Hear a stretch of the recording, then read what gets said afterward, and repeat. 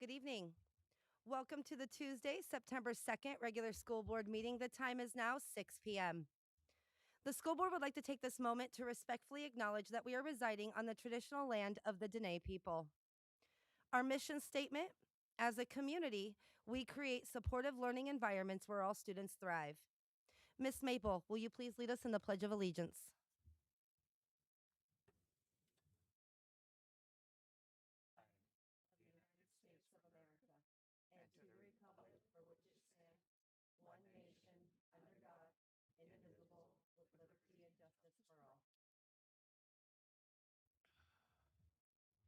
Miss Richardson, would you please call the roll? Miss Charlie is on Zoom. Here. Thank you. Mr. Wade, Here. Colonel Campbell is excused. Colonel Foster, Here. Mr. Burgess, Here. Miss Carol Hubbard. Here. Here. Miss Julian, Here. Miss Maple, Here. Mrs. Burnett. Here. Thank you. The board has a quorum. Thank you. Next up on our agenda is the ESP of the month. Susan Sauer, Tickasick Brown Elementary School Speech and Language Pathology Assistant, will be recognized as the ESP of the month for September 2025. Kathy Push, Tickasick Brown Elementary School Principal, will make the presentation.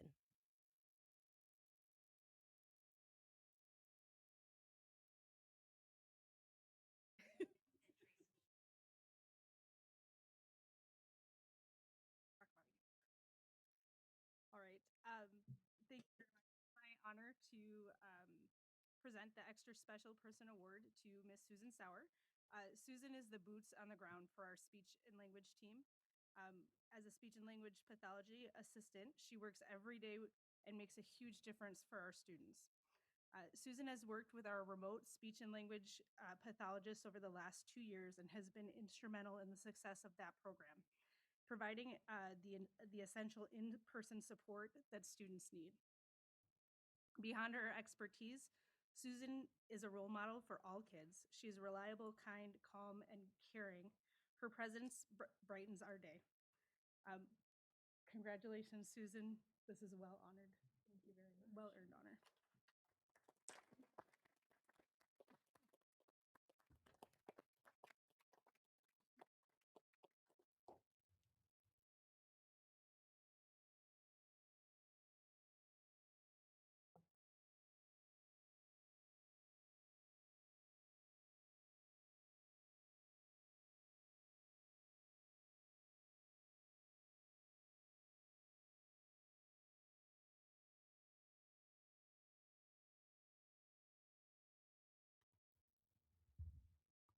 One more time from Miss Susan Sauer.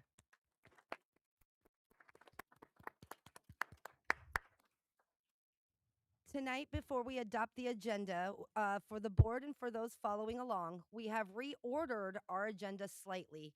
We will move information and reports to before our new business tonight, just for public information. Moving on to our adoption of the agenda with consent items.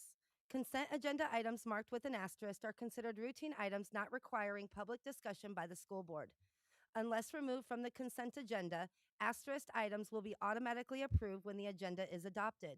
Questions concerning these items should be directed to the administration before the meeting. If the superintendent or a member of the public wishes to have an item removed from the consent agenda, the request must be made to a board member anytime prior to the start of the meeting. The board member has the discretion to accept or deny the request. Only a board member may remove an item from the consent agenda if an item is removed from the consent agenda, it shall be considered separately as the last item of new business. Asterisked items will then be adopted by one single motion. May I have a motion to approve the agenda with consent items? Move to approve the agenda with consent items. Second. Ms. Richardson, would you please call the vote? Colonel Foster, Yes. Miss Charlie, Yes. Mr. Wade, Yes. Miss Maple, Yes. Mr. Burgess, Yes. Miss Julian, Yes. Miss Carol Hubbard, Yes. Mr. Dorn, Yes. Mrs. Burnett. Yes. Thank you. Motion carried. Thank you. Moving on into public comments on reports and non-agenda items. During this section of the agenda, the school board welcomes public comments on non-agenda topics. This is an opportunity for community members to be heard. The board will note the topics, though no official actions will be taken. Topics may be referred to the administration for further research and future potential action. Board members will not respond to comments or questions made by the public. Concerned citizens should first discuss matters with the superintendent or designee. After the superintendent or designee has heard the concerns, they may be brought to the board. Individual students and district personnel may not be discussed in public testimony. Please contact the district office to route concerns about individual students or district personnel through the appropriate channels. Members of the public will be given the opportunity to speak on agenda items at the time the item is introduced for action and/or discussion. Once the agenda is published, testifiers should email or call the school board office by 4 p.m. on the day of the meeting to sign up for public testimony. Students who have signed up in advance will be called upon first, followed by members of the public who have signed up in advance in the order in which they have signed up. If time remains, anyone else in person will be invited to testify until the 1-hour time limit has been reached. A sign-up sheet is available in the boardroom before the start of each meeting. Speakers are limited to 3 minutes each and should provide their first name, spelling their last, and state their area of residence. Do we have any students in the boardroom tonight? Seeing none, we will move on to our testimony list. And first up, we have Miss Erin Genoso. Ah, just in time, Miss Genoso. I love it.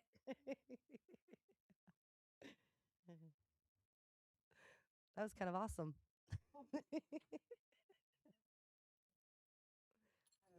You're okay. We'll give you a second. Sorry about that, Rick. If you could state your name for us, spelling your last, you'll have 3 minutes. Okay. Okay. My name is this on? My name is Erin Genoso, Janoso. And I'm back today because last time I did not get to finish everything or even most of what I had hoped to say. So I wanted to come back and try again and about music ed. And so back during the budget discussions in the spring of 2022, the elementary band and orchestra programs were cut, ostensibly because of budget shortfalls. But another, which was true for sure, but another big justification that was given over and over for why cutting those programs was a reasonable thing to do is because they were not really functional programs anymore anyway. They'd already been gutted so severely in previous years that what was left was no longer able to effectively teach students in a way they could succeed. These cuts, it was said, would allow resources to be focused on the secondary band, orchestra, and choir programs instead. And the FTE the district took back from the secondary schools' allocations to create the district-wide itinerant music positions would allow those FTE to be distributed more efficiently, would help protect against cuts principals might otherwise feel forced to make, and would also help protect the integrity of the programs by allowing for there to be, at a minimum at least, a beginning and advanced course in each band, orchestra, and choir. Which all sounds very reasonable, right? But it's not what's actually been happening. In the 3 years since that restructuring happened and the elementary cuts, this district has lost as many middle school band and orchestra teachers as approximately as there are middle schools in this district because the situation of these schools has been allowed to become unsustainable and untenable. It's like watching the cutting of the elementary programs slow progress all over again. For example, this year, choir at Ryan Middle School has been completely eliminated. Well, this semester, I should say, the choir at Ryan Middle School has been completely eliminated because that school changed their entire bell schedule to accommodate a swim aid. And it means their schedule no longer lines up with Tana's and Randy's, and the itinerant choir teacher that teaches at all 3 schools could no longer get to 2 of their Ryan classes each week. Ryan Admin's solution was to just cut choir. Leveled band and orchestra has been eliminated at Barnett, which includes middle school students because it's a K-8, meaning that beginner students that have never played a note are in the same classroom at the same time with 8th graders that have been playing for 4 years already. Nobody learns in that situation. And then third, there was the situation at Lathrop where the school's admin had decided to eliminate the entry-level choir, mixed choir there to form an all IR and ER special ed choir, segregating students from each other in a place where they had always previously been welcome to participate together with general ed students. This is a situation that has been fixed, thankfully, but not until the first day of school when everything had been pushed to the brink. I know the budget situation has become more dire, but it costs nothing to listen to the experts at your disposal, the teachers, and to step up with the kind of leadership they deserve, they and the programs deserve. So Thank you for your testimony, Ms. Thank you. Donoso. Up next, we will have Ms. Danette Peterson.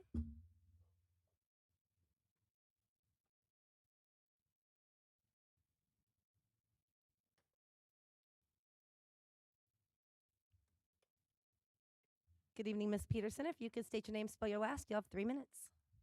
Good evening. Jeanette Peterson, Peterson, FEA President. So much happens at the beginning of the school year that I forwarded to each of you through Ms. Richardson, kind of a summary of titled FEA Update to School Board. With everything that's been happening in the last couple weeks, it's always a whirlwind when school year starts. Just to highlight a couple of those areas, healthcare is obviously still a top priority for certified staff as well as classified staff. We are still waiting for the premiums, and we'll be getting those later this month. We do have a future joint healthcare meeting September 18th. But once again, I am hoping that the district will entertain the possibility of members opting out in that early November window, as we did last year, to allow staff to consider not only the healthcare options that our district provides, but possibly other healthcare options such as what their spouse or significant other may be able to extend, since we have such an early open enrollment period. SPED teachers are learning and struggling somewhat with the transfer of IEP information from Power School to Embrace. Well, they do think that it's going to be great long term. Short term, there's a learning curve, and it's taking quite a bit of time. There was training provided. I do believe there's a 52 slide deck available for reference. But just the transfer of data from Power School to Embrace is taking quite some time. I've reached out to Dr. Meinert and am hoping that we can set aside either professional development days or some other time for SPED teachers to get that work done. These are often hard to fill positions. SPED teachers go above and beyond in just wanting to support them. Similarly, our secondary counselors have found some crunches with staff cuts, fewer course offerings, and wanting to make sure that student schedules were available on the first day of class. So that has been impacted. And just in general, there's some pockets where PTR seems to be higher than other places. North Pole Middle School is one. I know that they did post a vacancy just recently for math, but just wanting to make sure that our numbers are equitable, and we've seen involuntary transfers, but also safe for all students and staff. Thank you for your testimony, Ms. Peterson. That brings us to the end of our signups. Is there anybody else who wishes to come testify? Come on.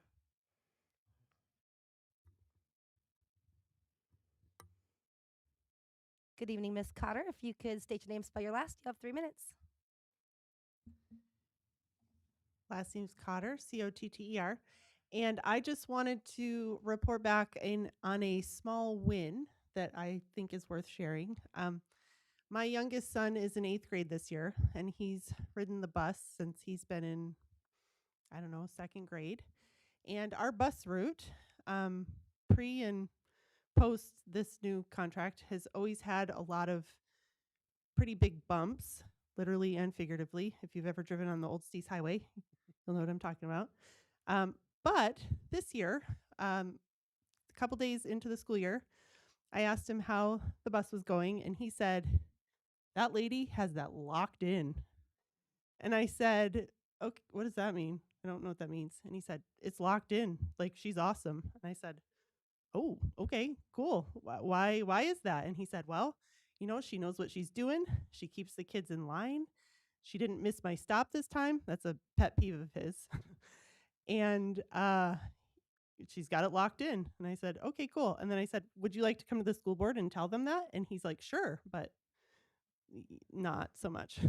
So I'm here to report that, at least for our school, our bus route, our bus driver has it locked in. And, after a few years, I think these things kind of have a way of working themselves out. And I appreciate all the conversations and all the hard work that you've put into this school bus drama that we've had the last, however many years. And I think, at least in our case, it's paying off. And I also want to thank those school bus drivers who get on those buses every day and take our kids to and from school. And if you know the bus driver on Route 16, you might want to take some tips because she's got it locked in. Thank you for your testimony. School board thought it was gas. I think that's what the kids say. Moving on, we will have no borough assembly report tonight. So we will jump into our, oh, sorry. Is there anybody else who wishes to come forward and testify? My apologies. Seeing none, public testimony is now closed. Now we will move on. No borough assembly report. We will move into advisory member reports and comments. And we will start down with Mr. Wade. Anything tonight, Mr. Wade? Yeah, I'm excited for the start of the new year. I started about 2 weeks ago now, my senior year in high school. I'm also excited to have more detailed reports as we go on. Right now, the regional student government is getting started this next Wednesday, where we will begin discussion on Alaska legislation coming up in the next session. Currently, I'm watching the impact of the new PED, personal electronic devices policy, and across the board, I'm hearing reports of great results for the present and the future. Super, super excited about that one. And I'm working on methods to bring the content of these meetings into the hands of those who are most oftentimes affected by them, but are rarely informed in the proper channels and appropriate manners. Therefore, my peers, their families, who be it. That's all my report. Thank you. Thank you, Mr. Wade. Any questions for Mr. Wade? Seeing none, we will jump over to Zoom. Miss Charlie, do you have anything for the board tonight?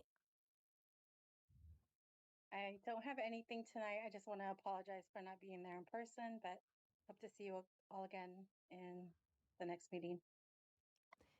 Thank you, Miss Charlie. We hope to see you soon. And we will go down here to Colonel Foster. Yeah, just one thing for the group. Got some positive feedback from North Pole High School. There's some welcome videos that some of our military students are able to tap into before coming students here. We have some inbound students that'll be here next year, but they're already starting to look at the schools here. So they're sitting in Dusseldorf, Germany, and they're very apprehensive about coming all the way to Fairbanks to go to high school here. So they were able to look at the North Pole welcome videos, and now they're like really, really excited. They really didn't have a choice. Mom and dad are coming, but it does get them to get excited about coming here. So I just wanted to put that plug out there that those videos are very, very helpful for students that are looking to come here from different parts of the world. So thanks. Thank you, Colonel Foster. Anything for Colonel Foster tonight? Seeing nothing, we will move on to board committee reports. Do any board members have any reports to share? Ms. Julian. I will just share that the first meeting of the budget committee is the 9th of October, which I know it's only September, but October is coming up soon, and we will be discussing budget and such at that meeting. That's it. Thank you, Ms. Julian. Seeing nothing further from other board. Oh, sorry, Mr. Dorn. Okay, I don't have a committee report, but something to put on the radar for all our committees that since we have a newly adopted strategic plan, it's one of the things that I would recommend all committees take some time at their first meetings of the year to review, as it actually establishes some changes in direction, but opens many opportunities that our deliberations should be in keeping with that. So just want to put it on everybody's radar. Thank you, Mr. Dorn. Anything further from the board? Seeing none, we will move on to the president's report. And if you'll give me just a moment. Okay. So I hope everyone enjoyed a restful holiday weekend and happy Labor Day. A special thank you to all who keep our town, cities, and especially our schools moving forward every single day. It's been an exciting start to the school year.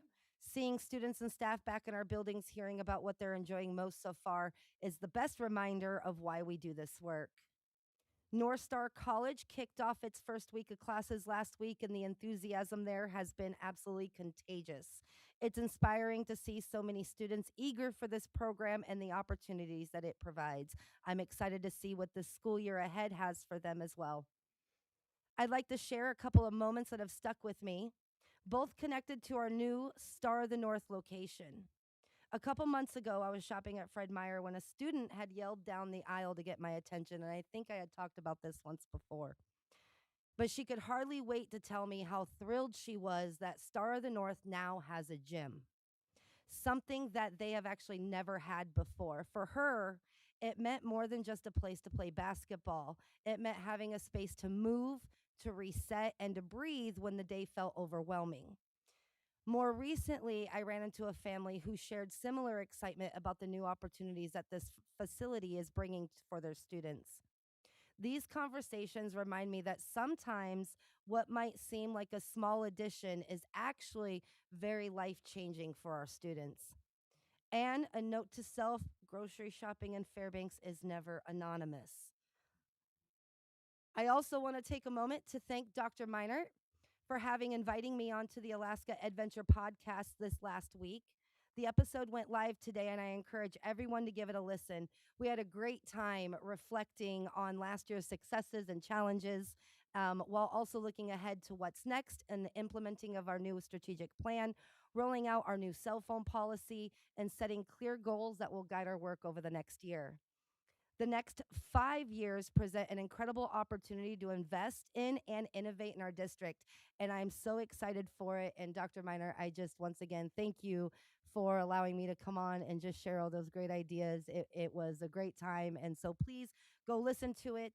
It's on YouTube and many other places. I'm sure Dr. Miner will tell you about it later. Finally, as we turn to tonight's agenda, I want to thank each of my fellow board members. We've got plenty of work ahead, but I'm confident in our collective dedication and diligence. Together, we'll continue steering our district forward, hopefully with as much excitement as that student at Fred Meyer, though maybe a little less yelling across the aisleways. Any questions from the board? Dr. Meinert, would you please share your report with us? Absolutely. Thank you, President Burnett. And I'd like to start with a thank you to all of our staff for being locked in at the beginning of the school year, and specifically our Route 16 bus driver. Can't wait to connect with that individual and let her know what a great job she's doing. The beginning of the school year does present a lot of new challenges for our educators across the system, and they've stepped up to ensure a strong start for all of our students. So thank you to our staff. As promised last time, an update on enrollment. Unfortunately, our elementary schools are down approximately 300 students from projections this year, and secondary schools are very close to projections. So secondary schools are coming in strong. Our best homeschool program continues to grow and is up by 76 students. So as we talked about in the budgeting process, a lot of that has come true in terms of the growth of the best program. Our schools with the largest drop in enrollment is Arctic Light, followed by North Pole Elementary and Ween and Weller. From a financial standpoint for the board, there's been a lot of conversations about potential add backs, and unfortunately, with the loss of enrollment, that does cancel out the additional revenue that we would have received or that we did receive from the veto override from HB 57.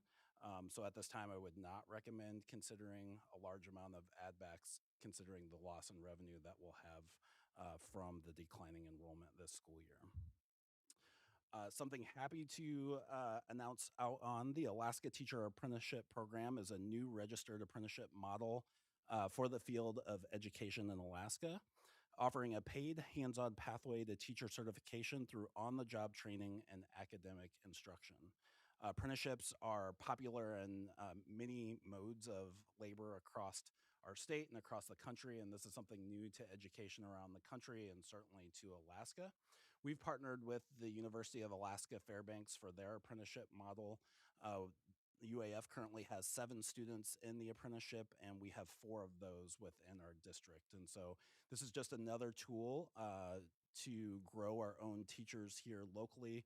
It's a great pathway for many of our paraprofessionals who might consider teaching a profession in the future, or those in the community that already have college credits. So if you'd like to learn more about that, please reach out, as we'd love to see that apprenticeship program grow. A huge thanks to Elizabeth Grininger from UAF and Sarah Gillum from our district, who have been point people to ensure that that apprenticeship has happened. So thank you. Thanks to our mighty communications team of 2 for working hard on launching a staff intranet. This is something that our communications team has talked about for quite a while, and they spent a lot of the summer transitioning information and resources from a variety of sources to a staff intranet. One of our strategic pillars is investing in our people, and this is one way that we are investing in our people to streamline communications and resources in a common spot for people to go to. We'll continue to build out that intranet. It's dependent on departments to continue to update and put information there, but we think this is going to be a great tool going forward to ensure that our staff members have kind of a one-stop shop to gather resources and tools that they need for their job. Graduation dates have been finalized and those have been communicated out. May 7th through May 15th this year, and then there'll be an intersession on June 24th. You can find the graduation schedule on the calendar tab of our website if you're looking for it. Both Best and North Star College graduations have outgrown their locations, and so they will be moving to the Carlson Center along with our large high school. So a full week at the Carlson Center this year, along with some other graduations happening at school sites. Families, if you're listening and you haven't updated your Power School or Parent Square information, please do so at the school that your students are enrolled in. Last year, we ended the year with 99% of our parents and guardians contactable, which is critical in ensuring our family engagement stays on point. And so we want to regularly communicate what's happening in our school. Parent Square allows 2-way communications from our school to home. And we need your updated contact information if that's not available at the school right now. And then lastly, just wanted to plug the podcast. That's funny that Mrs. Burnett had that in her report as well. The podcast is in year 3 of production, and it's a great way to find out different things that are happening within the school district and highlight different voices and programs within the district. And so really excited to continue that on. The first episode did have President Burnett, and we reflected on last year, as well as talking about the strategic plan for the coming year. And then lastly, just a reminder that enrollment is open. We enroll students all throughout the year. We have amazing public schools here in Fairbanks. And so if you've been on the fence in terms of enrolling in one of our schools, please go talk to the principal or the administration at the school, as we would love to talk to you about what we have to offer at our neighborhood schools here in Fairbanks. That concludes my report, and I'd be happy to answer any questions from the board. Thank you, Dr. Miner. I do have a quick question, though it might be a little premature to have an answer on it. But the drop in enrollment with Arctic Light, do you know, is that attributed to PCSing? Do you know if that's a pull out of the military? Yeah, we're not sure at this time, but it does look like another drop from our military connected schools, and so we'll dig into that in terms of what could potentially be causing that. But it certainly is connected with the military. We're hopeful that in October, a lot of times there is transitioning military families, and so we're hopeful that we'll get a boost in enrollment at that point in time. But trying to figure out exactly what's attributed to that loss of students there. Thank you. Any questions from the board? Mr. Dorn. Thank you for the report. Clarification and maybe a request. But the clarification is when you were mentioning about the budget situation and HB 57 and the override, uh, just the clarification, we had $680 of the 700 that was in HB 57 in our budget. So it's a $20 per student increase. I know our budget situation overall is still very, very tight and it's kind of tenuous. Um, but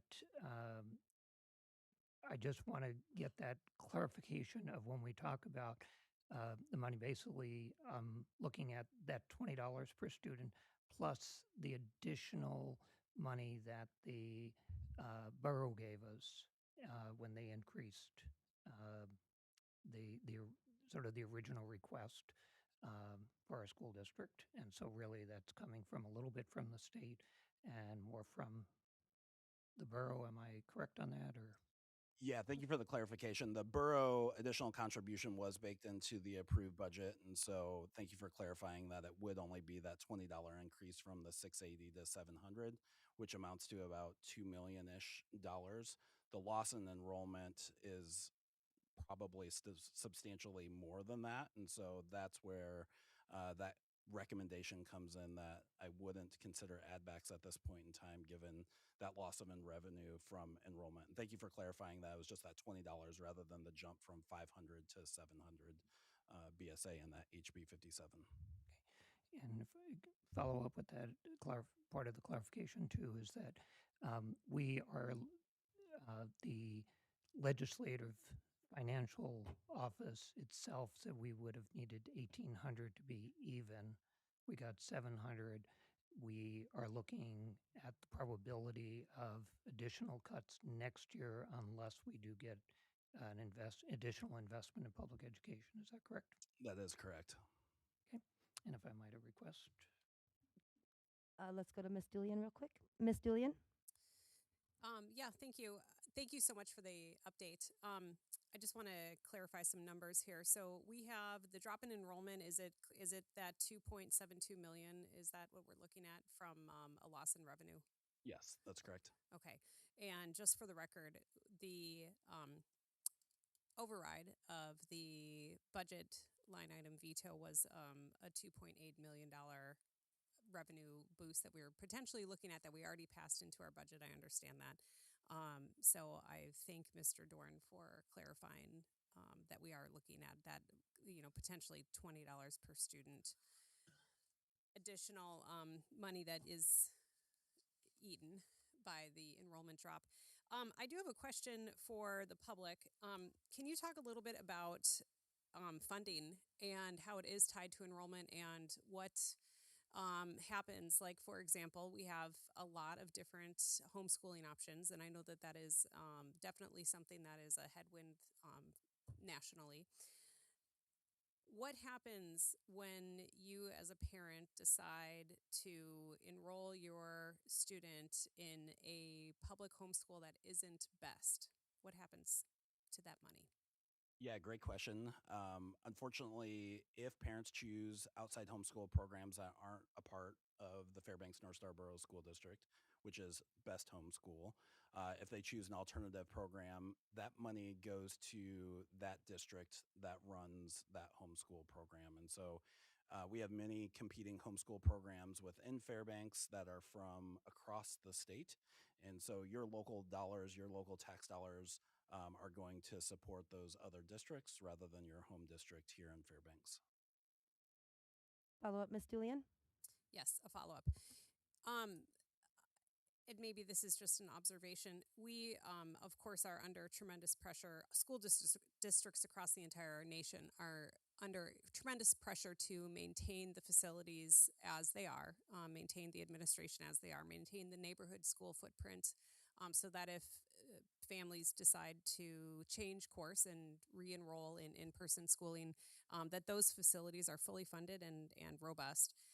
However, isn't it true that on an annual basis we must cover deficits that are left? So, for example, if we're looking at now a increased deficit that we weren't anticipating of $2.72 million on top of whatever other deficits might come forward, those, isn't it true that we have to make decisions on an annual level, which may actually decrease our footprint and the available offerings in our in-person schools? Is that correct? It is correct. And so there's a number of ways that the Board of Education balances their budget at the end of the year, which is statutorily required. And a lot of times that leads into programmatic cuts, section cuts, courses that are cut that we know our students and families love. As we heard in testimony this evening, conversations about different music classes that potentially aren't offered this year. We've heard in past board meetings about CTE courses that have had to be cut. And oftentimes, the courses that are cut are elective classes because we're required to offer some of our core academic classes for our students. And so, as budgets are cut, our master schedule shrinks, and ultimately, that means less availability of options for our students. One more follow-up, Ms. Julian? Yes, and I also want to just ask, does that also pertain to our charter schools in the way that our charter schools are funded by our district as well as our neighborhood schools? It does not. And so charter schools are funded differently. And that could be a long conversation, but they are essentially held harmless oftentimes from the budget cuts that the district experiences. Thank you, Ms. Julian. Mr. Doran, back to you. Thank you. I was going to do it as a question, but I think sort of a two-part request, but I was thinking in terms of class sizes. I had a couple of conversations over the weekend that, and actually testimony reflected on part of that, that in some spots our classes are rather large, perhaps even pushing the capacities of the classroom that they are in. And I know that very well in my principal years, the first couple of weeks of school where there are adjustments, and your staff has been working with that, and principals and teachers to try and meet the needs of students where they happen to show up. They're not always in packages. But one of the conversations also was teacher who was talking that in their school, for the most part, their class sizes are down from last year. And I know part of our conversations during consolidation was how this may help. I mean, you don't know until you actually see who's here.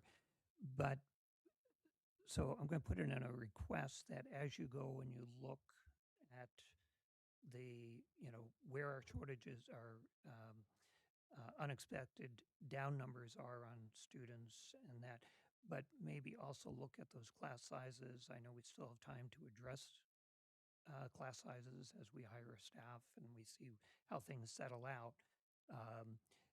But also whether we have seen some of that impact. It might not have impacted every school, but where we may have been able to bring down some class sizes. So I put that in as a request follow-up to your report tonight. Yeah, can I follow up? Absolutely, Dr. Miner. Yeah, so to follow up on the 10-day process, and so we do look at class size every day across every single school in our district throughout the first 10 to 12 days of school. And so we have our assistant superintendents in there, our director of HR, our chief operating officer, and we're going school by school looking at individual class sizes and the school enrollment as a whole to ensure that we're trying to stay within PTR as well as we can. I guess the kind of silver lining of lower enrollments is in elementary schools is lower class sizes in general across the board for many of our students. And so we've had a lot of conversations at this dais about the increased class sizes and how our students are impacted by that. And with the loss of enrollment and the consolidations of schools, we have seen a decrease in class size across the district in general for elementary students. At the secondary level, we're seeing an inverse of sorts to that, where in many of our secondary schools, class or school enrollment is coming in slightly above projections. North Pole Middle was mentioned tonight. That's one of our secondary schools that is having strong enrollment this year. And so they've experienced some larger class sizes at the beginning of the year. And so we're doing everything we can to hire additional teachers to bring down those class sizes, as well as at the school level, our assistant superintendent works with their administration to rearrange sections to balance out class sizes as much as we can. And so it is a rather robust process in terms of that 10-day count. And we do look at individual class sizes and school sizes on a daily basis. I appreciate the actual answer to it. On this work. Another one, Mr. Dorn? Yeah, last one I have is if, and perhaps it's more of a request, but if you have an answer, go for it. In terms of what was originally on our agenda, and we had hoped for, you had hoped to be able to give the board and the public a snapshot on the state assessments and our measures of success. I want to highlight that again, last week, the report, or last meeting, the report from Dr. Ott that also noted that our graduates complete college as a higher rate than national, and that he's working on other areas to look at how our students, our graduates are doing on the job market and in communities.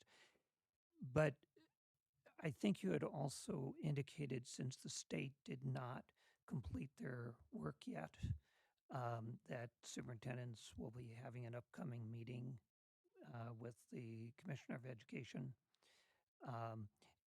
And it was struck me that for 10 years ago, the state said when we went to the computerized delivery model of our state tests that we would have those scores early in the summer so that teachers would have information about their students on the first day of school. And I know that our accountability and research office has actually done that. As a principal, I received those lists by class, how the students did, and the teachers had some information to work with. So I think it's worth. I would ask, perhaps, give consideration and superintendent's meeting with commissioner to push for the timely reporting of those scores. It has been 10 years. They have failed every year to meet their goal, and it is important. And when we do get those reports that you'll bring to the board, that if you would include some indication to us of what information do our principals and teachers actually get that helps instructional, to help inform instruction. So if you could put those in the hopper, and we'll look forward to that report. And hopefully next year we'll be able to have those from the state before the school year starts. Yeah, we can add that to the report. Thank you, Mr. Dorn. Anything further from the board for Dr. Meinert? Seeing none, thank you, Dr. Meinert, for your report tonight. Moving on into our information and reports, up next will be our Resolution 2026-03, honoring Hispanic Heritage Month. Resolution 2026-03 proclaims September 15th through October 15th, 2025, Hispanic Heritage Month, and encourages schools, staff, and students to honor the historic contribution of Hispanics, Latinos, through research, classroom lesson plans, guest speakers, displays, lectures, practical activities, and cultural celebrations. Mr. Doran, would you please read the resolution? With pleasure. Resolution 2026 03 of the Fairbanks North Starborough Board of Education honoring Hispanic Heritage Month. Whereas the United States commemorates the heritage and culture of all Americans whose ancestors came from Spain, Mexico, the Caribbean, and Central and South America, and whereas beginning on September 15, 2025, and ending October 15, 2025, the United States celebrates National Hispanic Heritage Month as enacted in Public Law 100 402 on August 17, 1988. And whereas Hispanic Americans have contributed significantly to the economic, cultural, spiritual, and political development of the Fairbanks North Starborough, and whereas Hispanic Americans value knowledge and learning, and whereas the diverse student body of the Fairbanks North Starborough School District includes Hispanic American students, and whereas Hispanic American exempt and classified staff support all students' learning, and whereas Hispanic American teachers distinguish themselves as educators in Fairbanks North Starborough School District classrooms, and whereas Hispanic American building administrators lead their schools with vision, and whereas Hispanic Americans have served on the school board with distinction, and whereas all citizens will benefit from an accurate portrayal of Hispanic heritage and culture, and whereas research findings suggest that presenting Hispanic American culture, history, and perspective in the classroom promotes academic success for Hispanic American students. Now, therefore, be it resolved. The Fairbanks North Starborough Board of Education proclaims September 15, 2025 through October 15, 2025 Hispanic Heritage Month and encourages schools, staff, and students to honor the historic contribution of Hispanics and Latinos through research, classroom lesson plans, guest speakers, displays, lectures, practical activities, and cultural celebrations. Thank you, Mr. Doran. Moving on, the board will quickly take a brief 5-minute recess in preparation for the rest of our work this evening. Board, please be back here at, let's just say 6:55.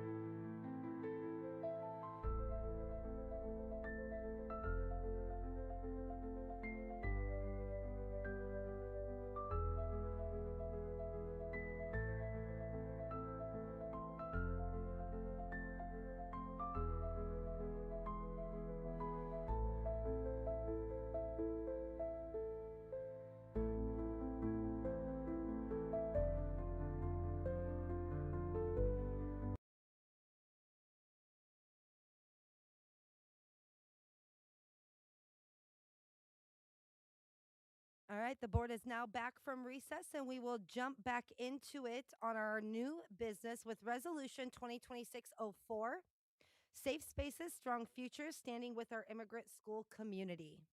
Safe Spaces, Strong Futures, Standing with Our Immigrant School Community was presented at a board work session on August 25th. Board members gave feedback and recommendations for changes, working towards a resolution to present for adoption at our meeting tonight. Mr. Burgess, would you please read the resolution? Gladly, thank you.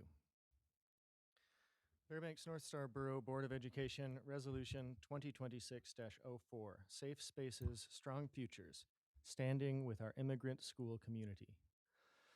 Whereas the U.S. Supreme Court held in Plyler v. Doe, 1982, that under the Equal Protection Clause of the 14th Amendment, no public school district can deny children access to free public education based on their immigration status or the immigration status of their parents. And whereas it is the right of every child in Alaska to access a free public K-12 education free from discrimination, and the Fairbanks North Star Borough School District affirms its position as a district that welcomes and supports all students, regardless of immigration status, race, color, religion, gender, or country of origin. And whereas, per FNSBSD Administrative Regulation 1410, state law explicitly forbids discrimination on the basis of citizenship or immigration status, and the district has legal requirements to protect students' private information under FERPA, the Family Educational Rights and Privacy Act, and does not have to permit access to individuals or governmental officials that might disrupt school operations. And whereas the Department of Homeland Security's January 20th, 2025 memo rescinding the protected areas enforcement policy and thus allowing immigration enforcement actions in schools, college campuses, playgrounds, hospitals, places of worship, and other social services facilities is causing concern among educators, students, and families served by the school district. And whereas FNSBSD's core values are belonging, community, creativity, and growth, we embrace our responsibility to welcome and educate all students, regardless of their immigration status, celebrate their contribution to our diverse learning community, and whereas FNSBSD employees, contractors, volunteers, and representatives do not inquire or collect data regarding a student's, parents, or guardian's immigration status. And whereas the FNSBSD is a district with a large and diverse immigrant, refugee, and foreign-born population, including mixed status families, and whereas the FNSBSD student body includes many active multilingual learners and at least 68 languages are spoken by students in the FNSBSD, and whereas the federal administration has been inconsistent in honoring immigration status and work visas and certain actions by the federal administration involving the deportation of both documented and undocumented people have been found by some federal courts to be illegal and have caused fear and distrust of government agencies amongst people of color regardless of immigration status. And whereas federal immigration enforcement activities such as surveillance, questioning, information requests, arrests, or detentions on or near district property or transportation routes disrupt the learning environment for all students, regardless of immigration status, by discouraging attendance, participation, and family engagement, thereby undermining the district's mission to provide a supportive learning environment where all students thrive and hindering their access to a free public K-12 education. And whereas the Fairbanks North Star Borough School District is dedicated through its policies and practices to treating all individuals with dignity and respect, fostering a safe, stable, and supportive learning environment, offering reliable transportation services, safeguarding valuable instructional time, controlling access to school facilities, and upholding attendance standards to promote academic success for all students. And whereas numerous students whose education, safety, emotional well-being, and family relationships are at risk because of their immigration status are and will be in the future enrolled in FNSBSD schools, and educational personnel play a vital role as trusted sources of information and resources, fostering students' emotional and physical well-being. And whereas the FNSBSD regularly hires education professionals who include naturalized citizens, immigrants with legal status, and international teachers with work visas, and whereas we believe that it is in the best interests of the students, staff, families, and community we serve that the district stands firm in assuring all students and families that we will do everything in our lawful power to prevent disruptions to the educational environment that may be created by Immigration and Customs Enforcement, or ICE. Therefore, be it resolved that the Fairbanks North Star Borough School District affirms its commitment to provide a safe, welcoming, and supportive learning environment for all students, regardless of immigration status, and will take all lawful measures to prevent any actions by ICE or other federal agencies that would disrupt the educational process, infringe upon the rights of students or their families, or create a climate of fear within our schools. And be it further resolved that the district will ensure staff are informed of their legal obligations and district policies and administrative regulations regarding the protection of student privacy and restrictions on access to school grounds by state and local non-emergency federal law enforcement. Will safeguard student information in accordance with federal and state law and will stand with families to ensure that every child has uninterrupted access to a free and equitable public education in the Fairbanks North Star Borough School District. Be it further resolved, the district shall distribute this resolution to all families and employees through effective communication channels and provide translations in the languages commonly used by FNSBSD, including frequently translated Alaska Native languages. Thank you, Mr. Burgess. What we're going to do next is I'm going to ask the board to please bring a motion forward, and then we will open it up for public testimony, and then we will bring it back to the board for amendments and debate. So at this time, may I get a motion? Move to approve Resolution 2026-04, Safe Spaces, Strong Future, Standing with Our Immigrant School Community. Second. It has been moved and seconded. We will now open it up for public testimony, and we do have a sign up list. So we will go to our first sign up, and that is Miss Casey Casort.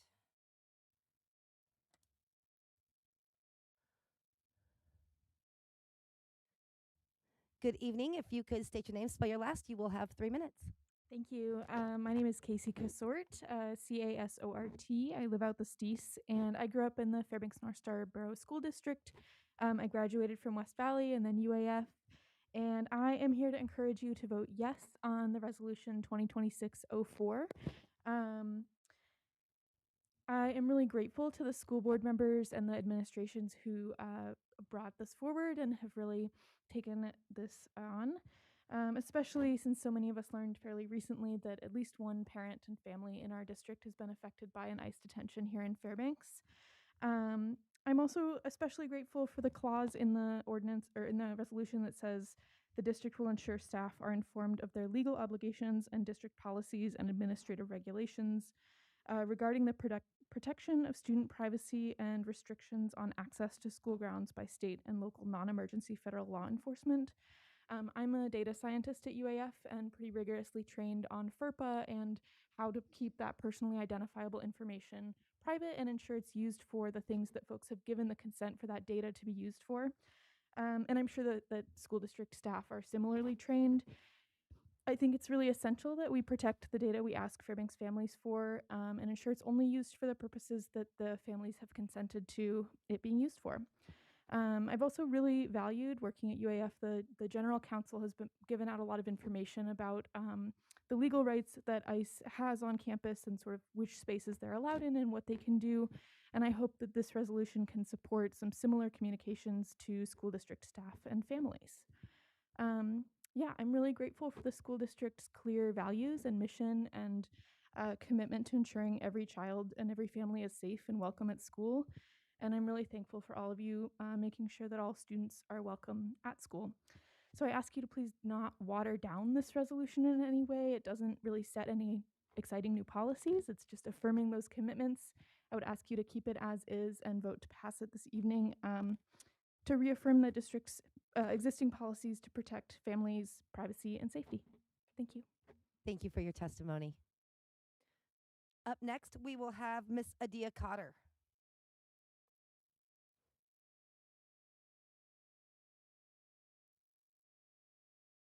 Hello again, Miss Cotter. If you can state your name, spell your last, you have 3 minutes. Adia Cotter, Cotter. I just want to voice my support for this resolution. I expect this school district to do everything in their power to affirm a non-disruptive, positive public education for all of our students. I think that this resolution accomplishes that. This resolution is not about the district refusing to follow federal immigration policy. It's not about refusing to cooperate with federal initiatives. It is about ensuring that students are able to attend school free from fear or anxiety. Those two things have no place in our learning environment. And I think that this resolution assures that students who attend our public schools, whether their immigration status is in question or not, can attend without being afraid or anxious. And I do want to just relate something that's tangentially related. When one of my kids was in, I don't know, kindergarten, first grade, second grade, he was pretty young.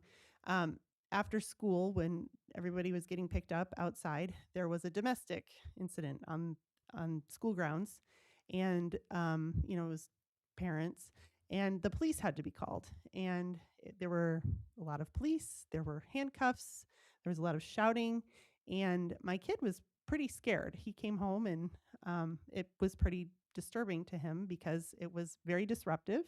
It was scary. He didn't understand what was going on, and he saw kids that he knew in the middle of this commotion. I fear that this type of thing is what we might encounter in our school environments if we don't have good policies that protect our students.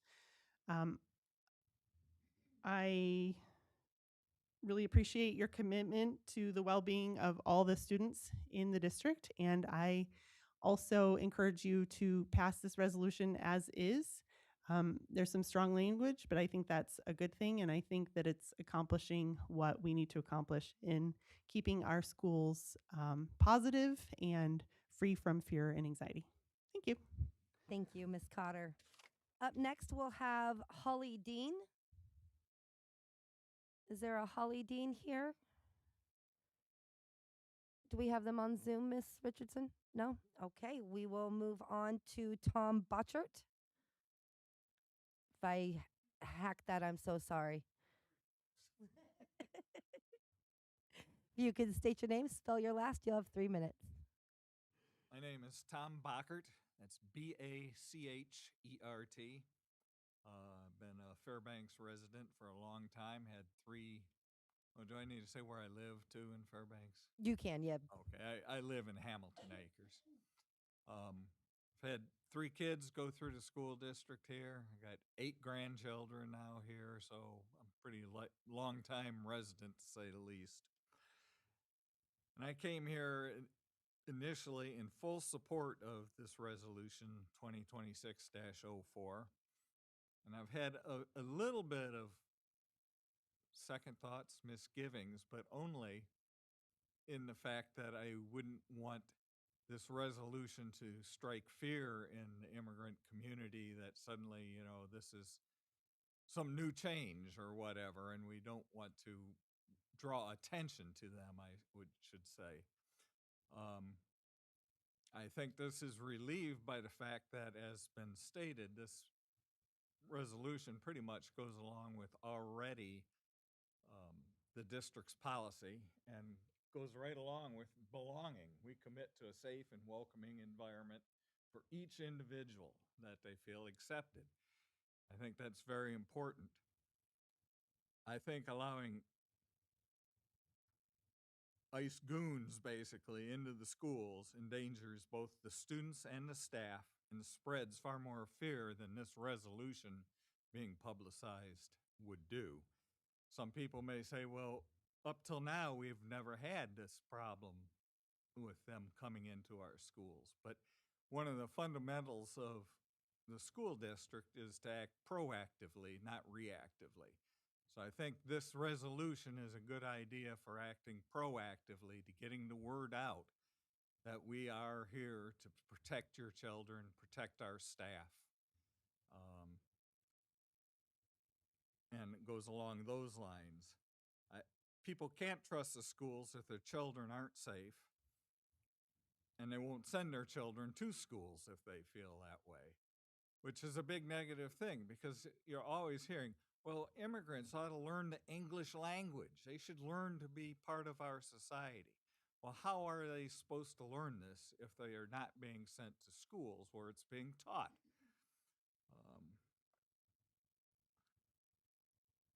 I say, if anything, this resolution does not go far enough. Students and staff need to know their rights in dealing with ICE or real law enforcement officers even. Oftentimes students are manning the front desks of schools, and they should be taught what their rights are and how to react if this type of enforcement were to show up at their front counter. Thank you for your testimony this evening. Okay, thank you. Up next, we'll have Miss Gail McBride.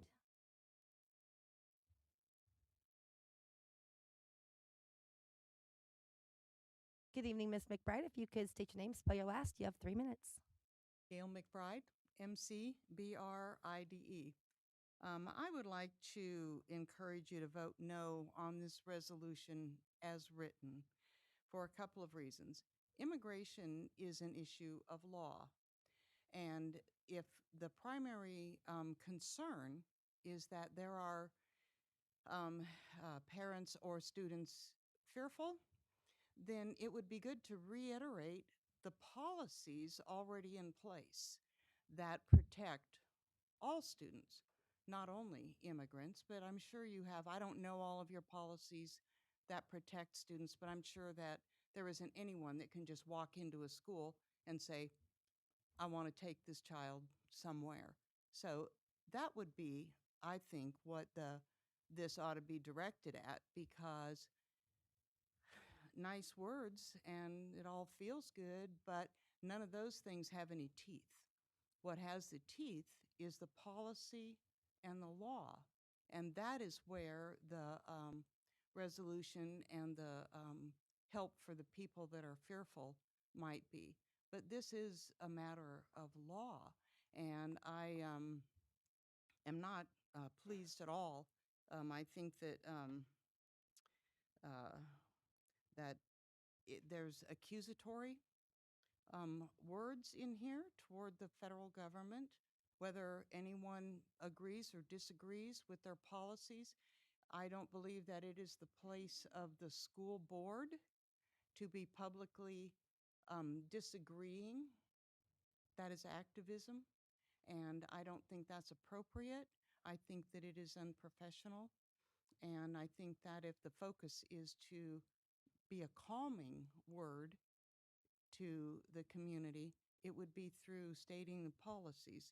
And so I think that this is a politically driven statement, and I think that is inappropriate for the school board. And one of the indications of a politically driven agenda and statement is that those of you that will be voting on it, it leaves you feeling, though you may not like the way it's written, but if you vote no, you'll feel like you can be accused of not wanting to protect or help immigrant children. That's not the truth of the matter. You can not approve this and rewrite something that is directed toward easing the fears and not making a personal political statement. Thank you for your testimony. Up next, we'll have Axel Levan.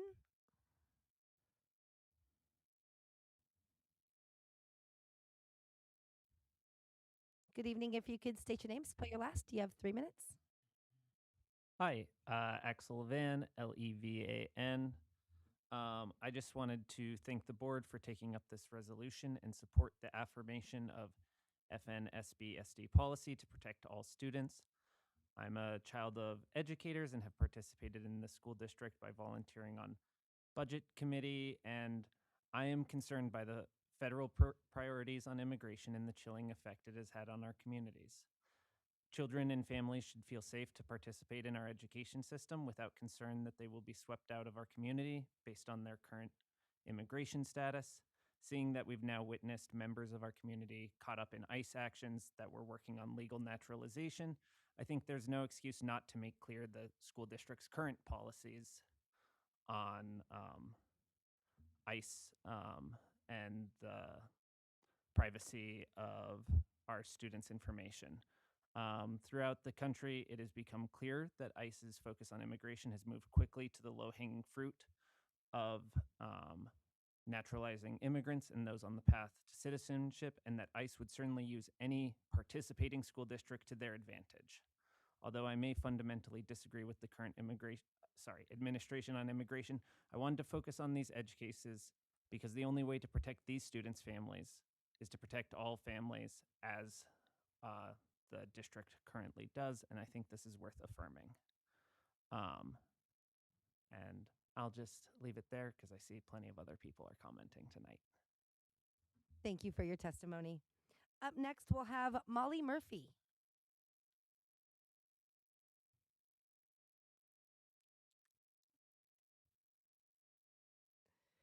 Good evening, Miss Murphy. Great to see you. Yeah. If you could please state your name, spell your last. You have 3 minutes. Okay, my name is Molly Murphy. It's Murphy. I have kids in the district. I'd like to state that the current federal administration has expressed an interest in having easier access to persons in protected areas, such as schools, houses of worship, and medical facilities, for the purpose of ICE activity. Spaces previously considered safe from harassment, where all people may have their basic needs met, including the receipt of a public education. Notably, in rescinding the 2021 memorandum entitled Guidelines for Enforcement Actions in or Near Protected Areas, the current federal administration did not establish new laws or rights. And in fact, the final paragraph of the ICE memorandum of January 20th, 2025 acknowledges this fact. Quote, this memorandum is not intended to, does not, and may not be relied upon to create any right or benefit, substantive or procedural, enforceable at law by any party in any administrative, civil, or criminal matter. No new laws have been made. This memorandum does not supersede federal law as determined by FERPA and the Equal Protections Clause of the 14th Amendment to the U.S. Constitution. Therefore, the district has a responsibility to uphold existing federal laws, including the Equal Protection Clause of the 14th Amendment, which protects the rights of students, regardless of race, gender, disability, and immigration status, and the Family Educational Rights and Privacy Act 1972, or FERPA, which safeguards students' private information. I applaud the school board for upholding the law of the land and boldly stating your intention to do so. I encourage you strongly to vote yes on this resolution that is very, very well written. Thank you. Thank you for your testimony. Up next, we'll have Jeanne Olson.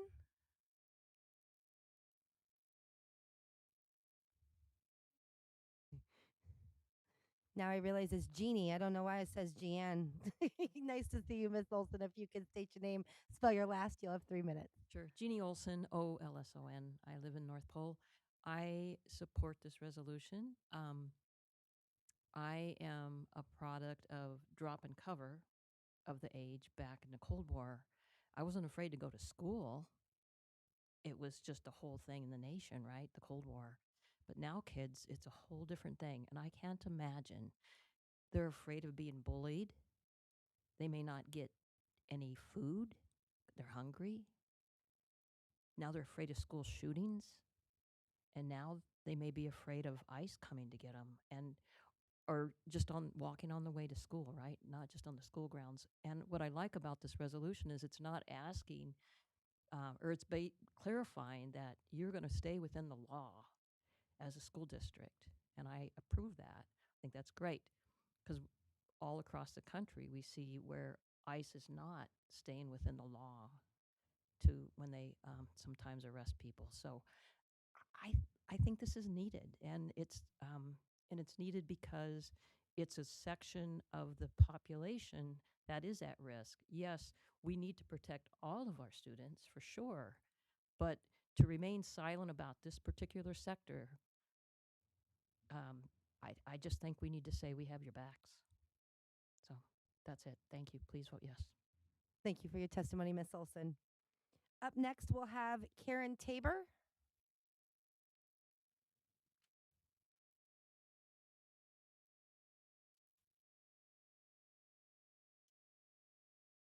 Good evening, Miss Tabor. If you could state your name, spell your last, you have 3 minutes.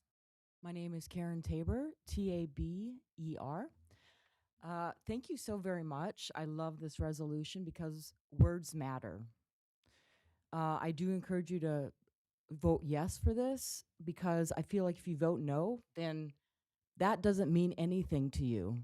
Belonging in community, if you vote no, you're saying that doesn't matter, because that's what this resolution does, is stating up front that you will protect the children and you will keep them safe.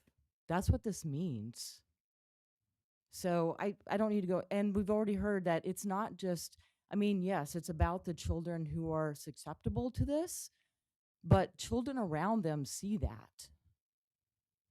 So they witness that. That is traumatic as well. Our children have enough challenges in their life. They don't need to be afraid. They don't need to feel this fear. Thank you. Appreciate it. Please vote yes.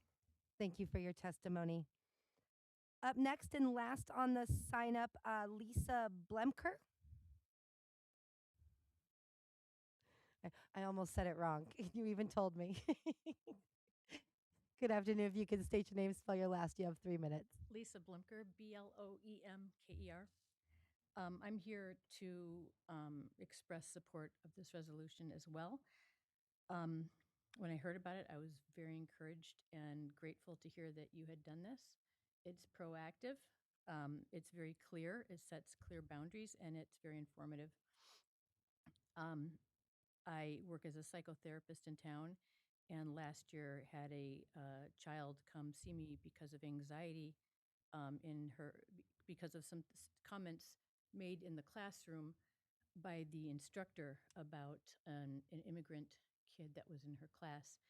And she said that the child looked down and then made no eye contact, but that other kids in the classroom picked up on his rhetoric and started saying that that kid should be sent back, and as should their family. And this kid, middle schooler, was highly anxious and afraid for this kid's safety. So this does indeed impact all students.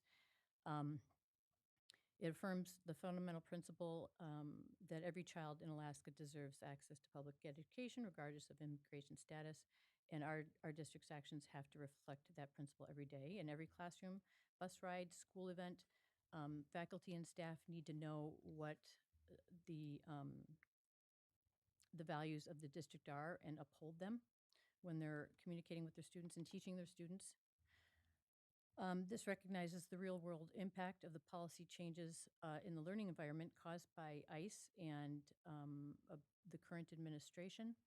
When families and kids feel afraid, and we've heard some of that already, to go to school, they won't.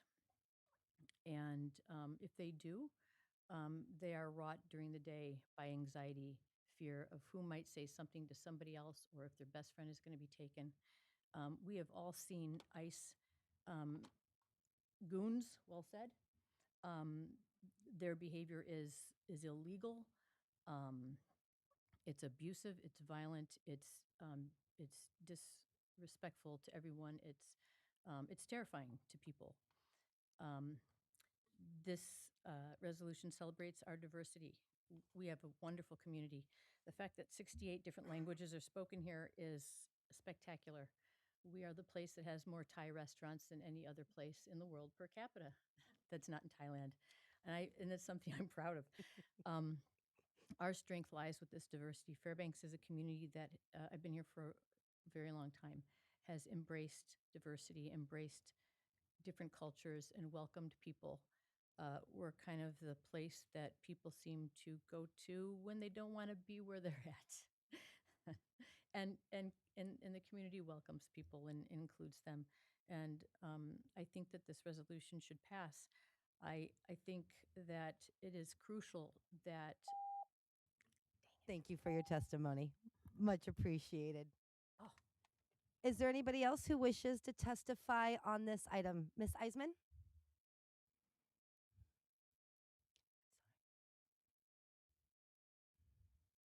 Good evening, Ms. Eisman. If you could state your name, spelling your last, you have 3 minutes.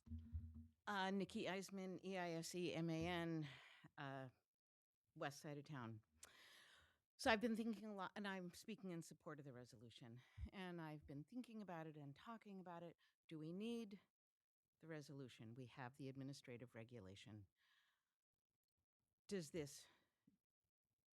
resolution do or say more?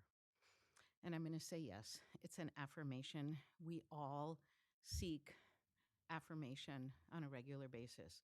We all know the words to the pledge, but yet we said it again tonight. It's an affirmation of what people hold dear. People pray regularly. It's an affirmation. I think that this resolution, as an affirmation, has elevated the discussion in our community. Yes, Dr. Meinert sent a letter out to parents, to the school community. It was an email. Perhaps people read it, perhaps they didn't, perhaps it got lost in the flurry of the beginning of the school year. by putting the resolution forward, it hit the newspaper, it hit social media. We've all had a chance to talk about it. And it's helped clarify a lot of the protections and privacy the district offers to all students. And I think that's really important. In this, it's focusing on our immigrant students, but it has given us a chance to reflect on, again, the privacy and protection we offer to all students. And it's not a conversation we would have had otherwise. Um, we all have our own personal stories. I'm a first generation American. My mother had to move from her home country when she wasn't allowed to go to school. When she immigrated to the next country, her father was interned.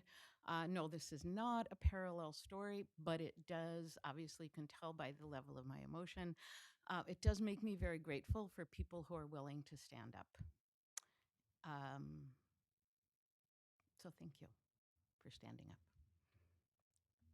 Thank you for your testimony. Ms. Peterson?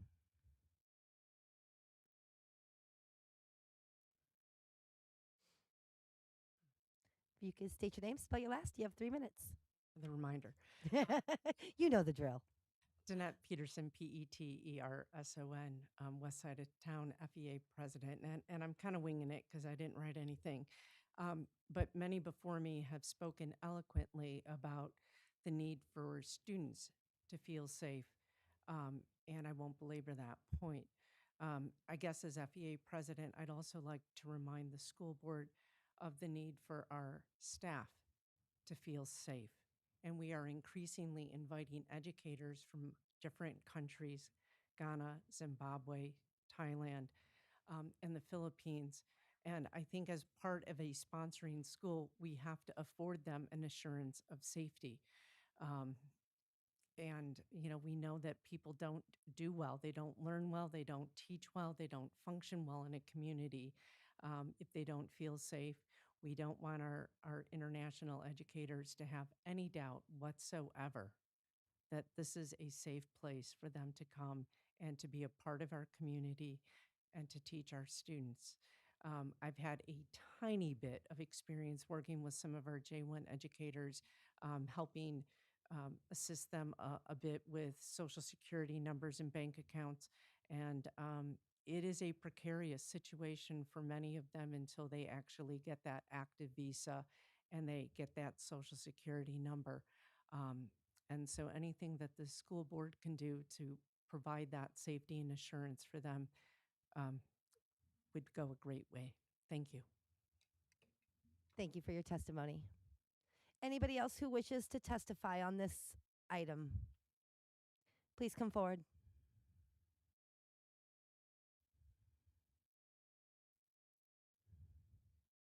Good evening. If you could state your name, spell your last, you have 3 minutes. Thank you. My name is Kathy Walling, Walling. I live on the west side of town. And I only heard a couple of days ago, I've been out of town, that this resolution was coming forward, and wasn't sure until today that I could come.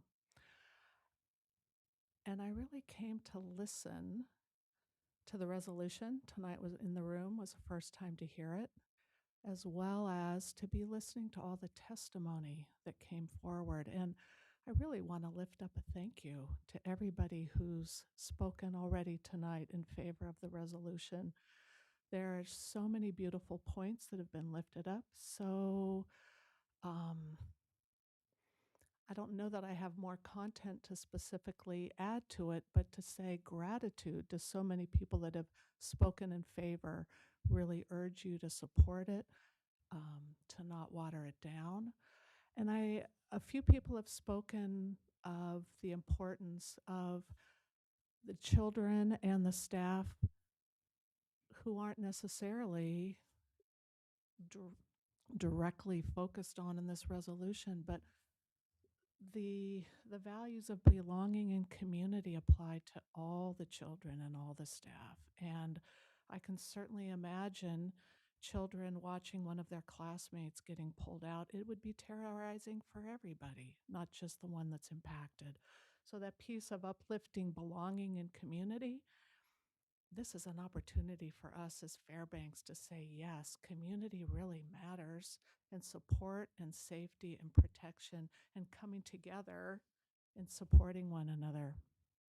Moving here and living here, community and the richness of what so many of us call home and why we stay here is the richness of community that is hard to find in many other places. So I really urge you to uplift and support our values: community, belonging, dignity, and respect. And I'm really grateful this was brought forward and urge you to vote yes on it. Thank you. Thank you for your testimony. Anybody else who would like to testify on this item this evening, come forward.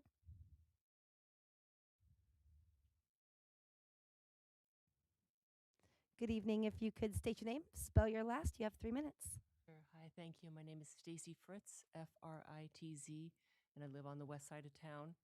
And I'll just say that I don't actually even have any children in the school district. My husband's a product of the Fairbanks and North Shore School District, but do come from a family of educators. And I have worked as a sub in the school, and I might again in the future. And I'll just say that as a white citizen, I would be terrified working in the school if ICE goons were to march in and try to take children out of the classroom. So I really appreciate the points that the psychologists or psychiatrists and other people have made, that it's terrifying for children, innocent children, whose parents are guilty of a civil infraction. They are not criminals. And I think that's gotten lost in a lot of the very political debate, that these people are not criminals. They have not committed a crime. They've committed some civil violation. And their children are absolutely innocent of anything their parents have done. So, I'm very pro diversity. I am an anthropologist. I support diversity in our schools, but really just I appreciate what Nikki said about this is an affirmation. It's not changing anything. It is just stating what the rights and policies already are. It is absolutely appropriate to be doing this at this time. A lot of the actions that the current administration is taking around the country, as the courts catch up to them, are being found to be illegal. So I love and really am supportive, and this is the first time I've ever come to comment. So I really appreciate you hearing me, and I support the resolution in full. Thank you so much. Thank you for your testimony. Anybody else who wishes to come forward on this item? Please come forward.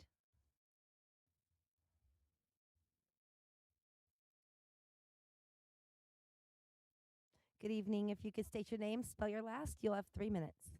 Thank you. My name is Maria Berger. My last name is spelled Berger, and I live in West Fairbanks.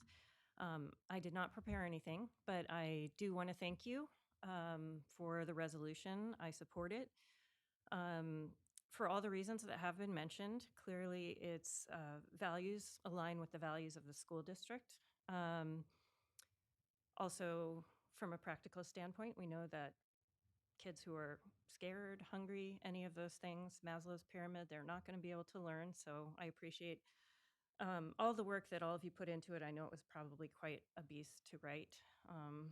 And I also really appreciate the fact that um, I just read through it tonight for the first time, and that it lines out facts. It states each whereas states facts. It references statute, and it's just very clear that what you're affirming is your commitment to upholding the law as in the process of keeping people safe. So, just wanted to say thank you, and I urge you to vote yes. Thank you so much for coming forward and testifying. Anybody else who wishes to testify on this item this evening? Seeing none, public testimony is now closed. Coming back to the board. First, I would like to remind the board before we turn it, I will turn this over to Ms. Maple, let her discuss the resolution, but I just want to remind everybody tonight, as you have heard in public testimony, we are speaking of people, we are speaking of students. So please be mindful in our comments this evening and how we talk to one another and handle the resolution and amendments. The way that I would like to handle this will be, if you would like to see a change, that we bring it forward for an amendment. You can speak to the motion, and then we will vote it up and down. So that will be the process for tonight. With that, Miss Maple, I will turn it over to you to speak on the resolution. Thank you, President Burnett. After our last work session, Dr. Miner, Mr. Burgess, and I got to work really quickly and met to go through all of the notes that we took at the work session. And so the draft before us, the resolution before us, we pulled several whereas statements that had broad board support to pull. And we also continued to talk, and anything that we thought might be redundant, we pulled. We combined a few whereases, and then we left those that either had broad support or where there seemed to be wavering thoughts, where, there over the course of the work session, there were some whereases that a board member expressed, resistance is the wrong word, but it's all I got right now. And then later in the meeting, appreciated that particular whereas. So we left those that where there was wavering thoughts, so that if they are removed, it's after all of us had the opportunity for further thought, had the opportunity to listen to public testimony, and would be a full vote of the board. And then one thing that I wanted to note, whereas that we added, it was actually referenced by a lot of people in public testimony, which was really encouraging. Whereas it's the fifth whereas FNSBSD's core values are belonging, community, creativity, and growth. We embrace our responsibility to welcome and educate all students, regardless of their immigration status, and celebrate their contribution to our diverse learning community. So that is one that, as Dr. Miner and Mr. Burgess and I were talking, we wanted to make sure that we spoke very directly to the fact that this resolution is in line with our district's core values, that we've just redone our strategic plan, and we've just reaffirmed all of these values. So we're walking the walk. And I don't want to get into like tiny edits, but for the sake of that, as Mr. Burgess was reading, there were 3 grammatical things that I caught that I have edited. Do you want me to share those, or just offer peace of mind to the board that I caught the grammatical things and they've been fixed? Go ahead and share those just in case other board members have them noted. It would be Okay. good so that they can highlight them as well. For sure, I can do that very quickly. The first one was in that 5th whereas, added an and before the word celebrate.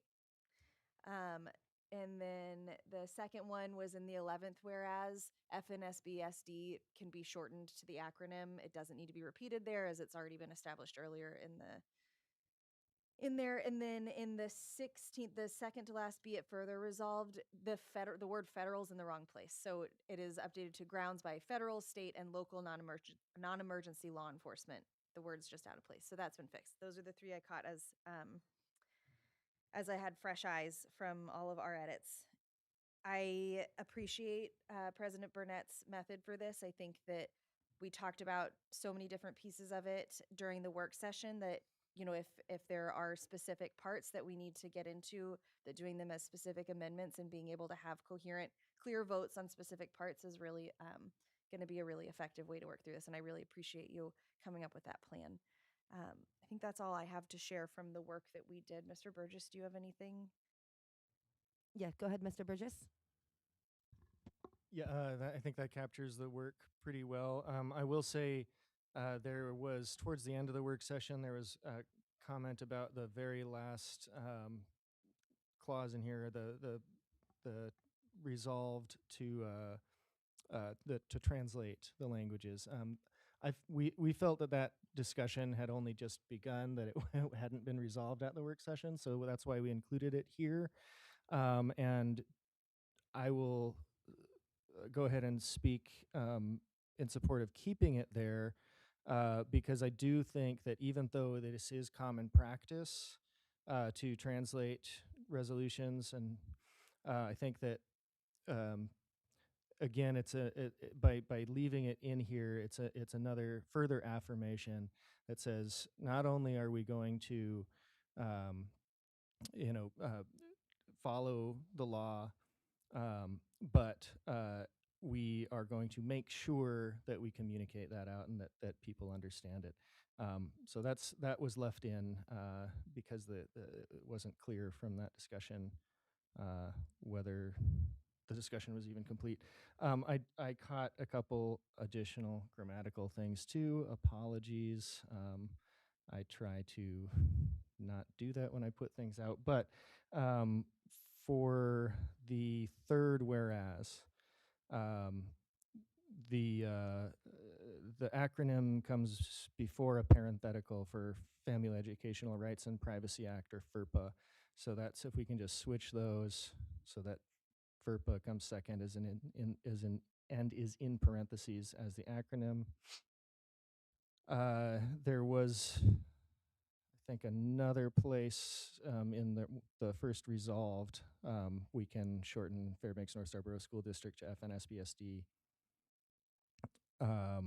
I think we need an and at the end of the second resolved.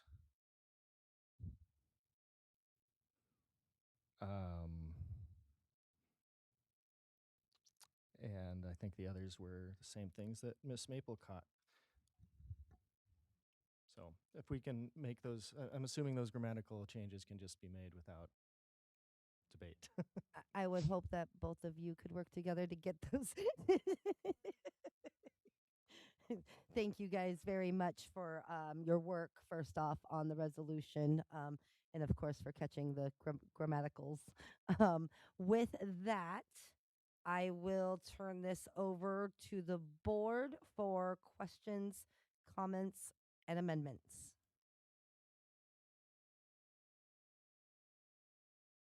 Mr. Dorn.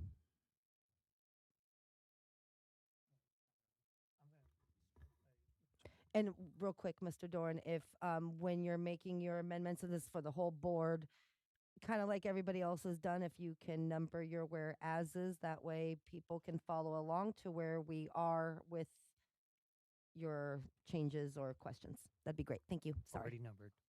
Thank you, Mr. Dorn. And thanks for to Ms. Meredith to why I get a Mrs. Maple and Mr. Burgess for some of those edits. I would suggest in the first resolve that we do state fully the district, but the other places shortening it to just because of that. First, I want to start off by saying I was really impressed by last week's conversation. And I've had an opportunity at our work session on this. I've had an opportunity to suggest to several people, especially over the last weekend, to say, go listen to the conversation, because I think it was a wonderful example of a group of people coming together to have a civil discourse on this topic. And there were lots of give and takes. There were some transition moments, and President Burnett, you reminded us at times, as you did tonight, we have our board norms, et cetera. But we got ideas out on the table, and people took notes and such. And so I think that really is an important thing to say. Because I also see one of our responsibilities is to model for students conversations, and I just very, very pleased with our conversation. I do think it is really important to make a statement at this time. And it's important to make us, we're mindful of all students, but sometimes it's important to really make a statement about groups of people within our community, within our school district, who need that affirmation now. It's not to the exclusion of anything else. And in saying it for perhaps a smaller group, we are actually affirming it for the much larger group. And so I am very, very appreciative of Mrs. Maple and Mr. Burgess for bringing this forward for our discussion. I very appreciative of the fact that we first dealt with this in work session, and now it's before us for action. So I do think it's an important statement. I do really also appreciate that, as was even mentioned in testimony, but we have a couple of references to our educators, because the same or very, very similar affirmations that we're saying for students and families apply to our educators. Um, and that we need to reassure them as well. And so I'm glad that they've been included here in a couple of the whereases. I do have a couple of suggestions and a couple of concerns I will share tonight. And I'll start off with making an amendment. I'd like to move that in whereas number 3, at the end of the last phrase, and does not have to permit access to individuals or governmental officials that might disrupt school operations, be deleted. And if it gets a second, I'll explain why. I'll second. It has been moved and seconded. Mr. Dorn, if you would speak to your amendment, please. Why I suggest that we delete that phrase is because I think it adds an element of confusion and a distraction. Does not have to permit access. The implication is that we can permit access. And I think that it has been very clear by the communications from Dr. Minot to the community, but in also working closely with the principals, both last spring, I believe it was in February when you first started that, and then again at the start of this school year, is that we really, really limit who can come into the buildings and under what circumstances. The statement was also meant by this resolution is focused on staying within the law. And within the law, there are things and procedures that we have. And so, and really that is that you don't have the right just to come in. It's not a matter of we can choose to permit or not to permit. There are very specific guidelines, or not just guidelines, there are limitations, there are procedures that are to be followed. So that's why I suggest that we delete that, because it does add that sort of broadens out the possibilities that can be confusing and a distraction, and actually, in some ways, detract from the forceful affirmation. Thank you, Mr. Doran. We're going to do this one amendment at a time. So is there any, Mr. Burgess? Thank you, Mr. Doran. I appreciate those comments. And I think those are very good points that that language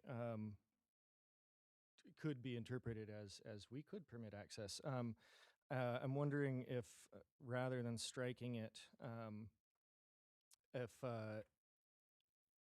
changing the language to something. So this is a little tricky because this is quoting AR, but if we cut that last bit starting after the parenthetical, or if we could rephrase that to something like that more clearly defines what FERPA actually requires, which would be we are prohibited from sharing that information. Would that be a reasonable amendment? I could make the amendment or make the motion to amend the amendment, but I'm just probing here first. Thank you, Mr. Burgess. Mr. Doran? Okay. I would suggest keeping it simpler than, because it is not only the idea of sharing information from FERPA. This is in terms of access to the building and our procedures. And I know that I did it as a principal. If someone came in and, law enforcement came in and said, I want to talk to the student, no. and there are there are really, I don't want to go into a lot of details and stuff like that, but it is, we control the access to our buildings, and so um, the reference to FERPA is important, but this is really an access issue, and that's why I'm saying we have the policy and that's there, and I would be cautious about getting too complicated in what we want to get our statement across. Thank you, Mr. Dorn. Mr. Burgess. Oh, Miss Carol Hubbard. Thank you. I'm just wondering if this would be a place where we could refer to the policy that we have in place already. And I wanted to ask, possibly ask Dr. Miner if he um, has a suggestion for stating the policy that currently exists, or the procedure that exists currently. Dr. Miner? Yeah, so AR 1410 is listed within that section. As the discussion has happened, there's a number of different other policies that relate specifically to access of law enforcement and, personnel, and how we deal with them in terms of them inquiring about student information or wanting to interview students. So there are some other policies that could pertain to that section if we leave that last section in. To Mr. Doran's point, I think it does simplify things by deleting that last sentence, and then that the rest of the resolution clearly aligns with AR 1410. Thank you, Dr. Miner. Thank you for the question, Miss Carol Hubbard. Mr. Burgess? Thank you. I will speak in support of this amendment for, I won't restate Mr. Doran's reasoning. I agree. Thank you, Mr. Burgess. With that, so we don't belabor this any further and we can move on to other amendments, we will go ahead and do the vote. Mrs. Richardson, would you please call the vote on the amendment, which is to remove in whereas number 3, that last sentence, which states and does not have to permit access to individuals or governmental officials that might disrupt school operations. A yes vote will take that sentence out. A no vote will go back to the original in the resolution. Colonel Foster, Yes. Miss Charlie, Yes. Mr. Wade, Yes. Mr. Burgess, Yes. Miss Julian, Yes. Miss Carol Hubbard, Yes. Mr. Dorn, Yes. Miss Maple, Yes. Mrs. Burnett. Yes. Thank you. Motion carried. Thank you, Miss Richardson. Coming back to the board. Next amendment, please. Mr. Doran. I'm going to move that we delete the 9th whereas. Federal administration has been inconsistent in honoring, etc. I'm going to second.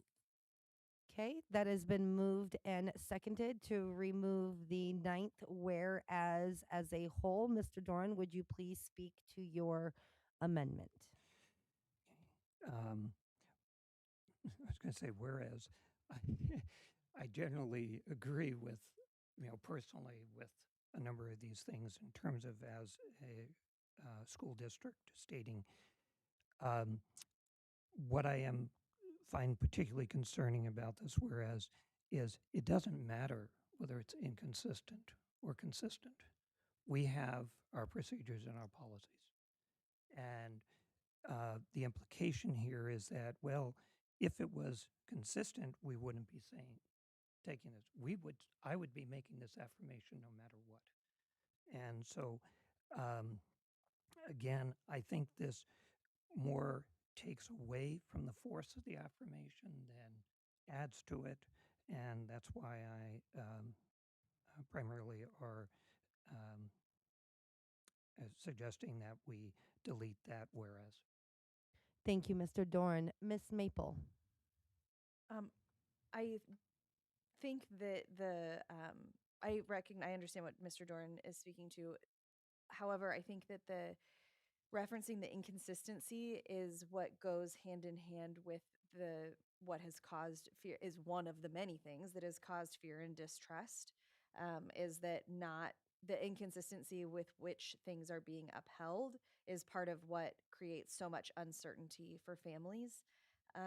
I do want to say that there were notes from the work session, and when the three of us, Dr. Meinert, Mr. Burgess, and I sat down, one of the things that we took to heart from that work session was talking about fact and making sure that we're doing that intentionally. And so the language that it's certain actions that some have been found by some federal courts, that not making broad statements, because of course there's many ongoing legal battles surrounding all of these things. But that's not why Mr. Doran brought it up. I thought it was going to be why. But the inconsistency piece, I think, just goes hand in hand with the causing fear. So I do agree that even if it weren't inconsistent and this was a problem, we'd still want to bring this forward. But I think that that is a part of this underlying distrust that we're feeling in our community, feeling and hearing about from many of our community members. Thank you, Ms. Maple. Ms. Julian.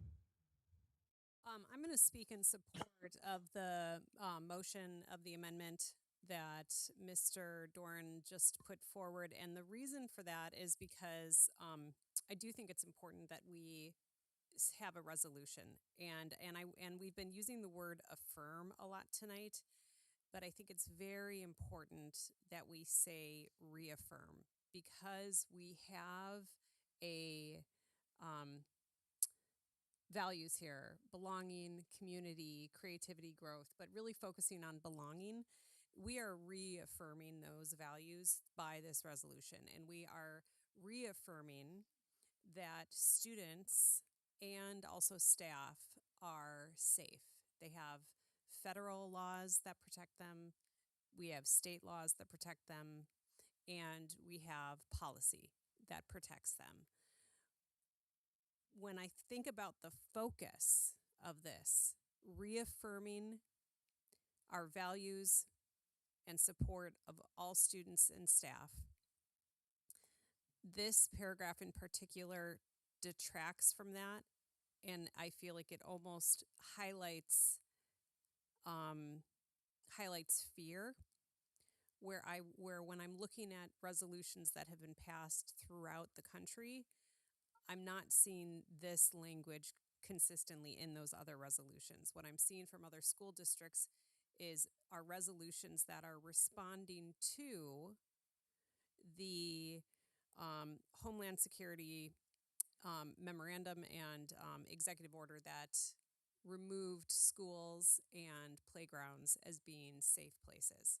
So I want to focus it on that, not necessarily on the inconsistency of honoring immigration status. Although on a personal level, I do agree with that. But speaking as a resolution, and a resolution, even though it is symbolic, it is an official statement from the school district, and I don't think that it's prudent to include that language in this resolution. Thank you, Ms. Julian. Mr. Burgess. Thank you. I disagree. I think that this whereas tells an important part of the story. When we're talking about work visas in particular and immigration status, that is speaking to staff. And I think that I do understand the desire to kind of stick to the district. But again, I think this is part of the story. This is part of the reasoning. This is part of what is generating this climate of fear. I don't think it's going to cause more because people already know this is going on. This is just affirming that we ourselves are aware that this is happening. And I think that it's one of the reasons that it's necessary to make a statement, frankly. The inconsistency in immigration status, the revocation of immigration status that we've seen happen, or work visas that we've seen somewhat arbitrarily or seeming to be in response to people exercising free speech. This is a thing that's happening. It's a thing that I think is worth acknowledging, and I think it belongs here as part of the story. Thank you, Mr. Burgess. Other comments from board members? Mr. Dorn. I've made my comment on the inconsistent, and arguably one of my personal concerns is that the federal government is being too consistent in their approach. The other piece that, as I said, that is my primary concern on this, and still favor deletion.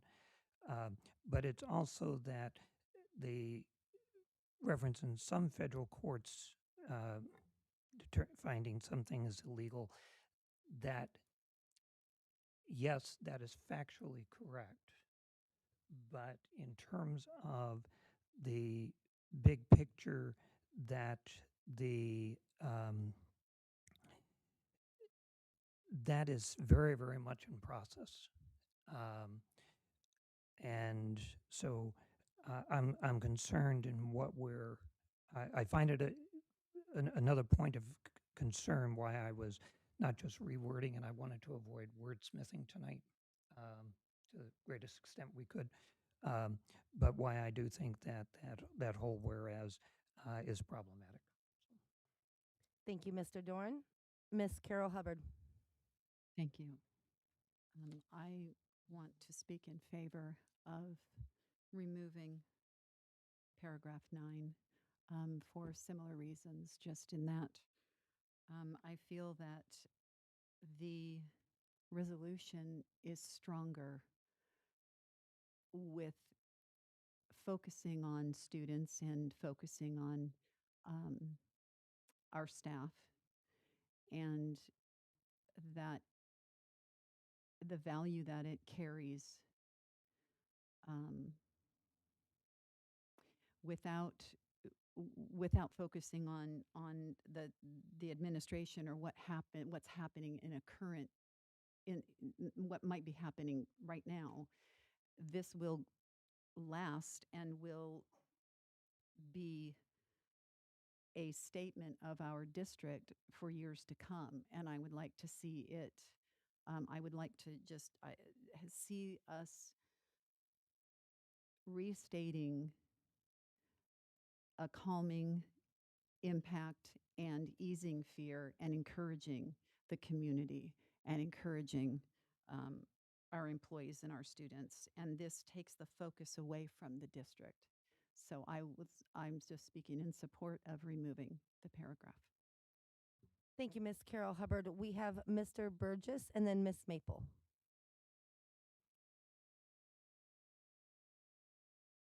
Maple, you want to go first? Sure. I have a feeling that this is something that I will not repeat it over and over again tonight, but I want to say in reference to this one, and I'm sure in reference to conversations as we move forward, something that I just want to point out is that this whereas is the only whereas that talks about fear and distrust. It is in a be it resolved. It is in the one of the be it resolved, but it is the only whereas that identifies that. And I want to acknowledge that every person that I have spoken to about this resolution that identifies as an immigrant in our community is not here tonight. And they are not absent because they're not listening. They're not absent because they don't care. They are absent because they are afraid to show up and testify about this. And I'm not being dramatic. I'm not putting words in anybody's mouth. There is a very sincere fear, even just showing up to talk about something, that it can make somebody a target. And so I hear the apprehension here, and but I think that directly acknowledging what is causing fear and distrust, and that is something that is actively being felt by people that are actively helping with this resolution behind the scenes, is worth acknowledging. And it's why I won't I won't speak to it again, but it's why I stand in support of keeping this in place, because I think that it points to it's why Mr. Burgess asked me to work on this with him. This whereas. It came out of fear shared with us from teachers in our district. Yeah. Thank you, Ms. Maple. Mr. Burgess, before you speak, I'm actually going to throw myself in for a second. So I actually had somebody reach out to me just yesterday on Labor Day. They decided to give me a phone call, and they really wanted to just have a heart to heart about this resolution. And I honestly really truly appreciated that phone call. It's very rare when somebody will actually pick up a phone and say, "Hey, I want to talk about this."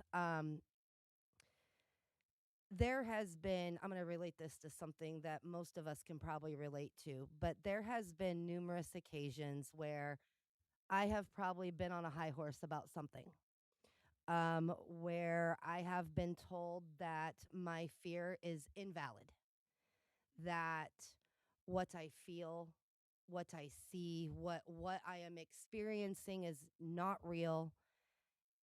And that invalidation, it hits a certain way, right? When you feel something in your core, when you it doesn't matter what it is. It doesn't matter what the fear is. When you feel that fear so deep in your being that it prevents you from living life, it prevents you from participating, it prevents you from talking and reaching out, that's real. And I don't think that it's proper to invalidate the way anybody feels. And while this may be an unpopular opinion to some people out there for me to say this, I do not support pulling this part out because I will not invalidate a single person out there. Mr. Burgess. Thank you. I appreciate that. And I just wanted to say we heard a lot of folks tonight testify in support of the resolution as is, and folks asking not to water it down. I think that pulling this waters it down. Thank you. Anything further from the board at this time on this amendment to pull out the ninth whereas? Seeing none, Ms. Richardson, would you please call the vote on pulling out this whereas? A yes vote will pull it out. A no vote will take us back to the original motion at hand. Mr. Wade, No. Colonel Foster, Yes. Miss Charlie, No. Miss Maple, No. Mr. Burgess, No. Miss Julian, Yes. Miss Carol Hubbard, Yes. Mr. Dorn, Yes. Mrs. Burnett. No.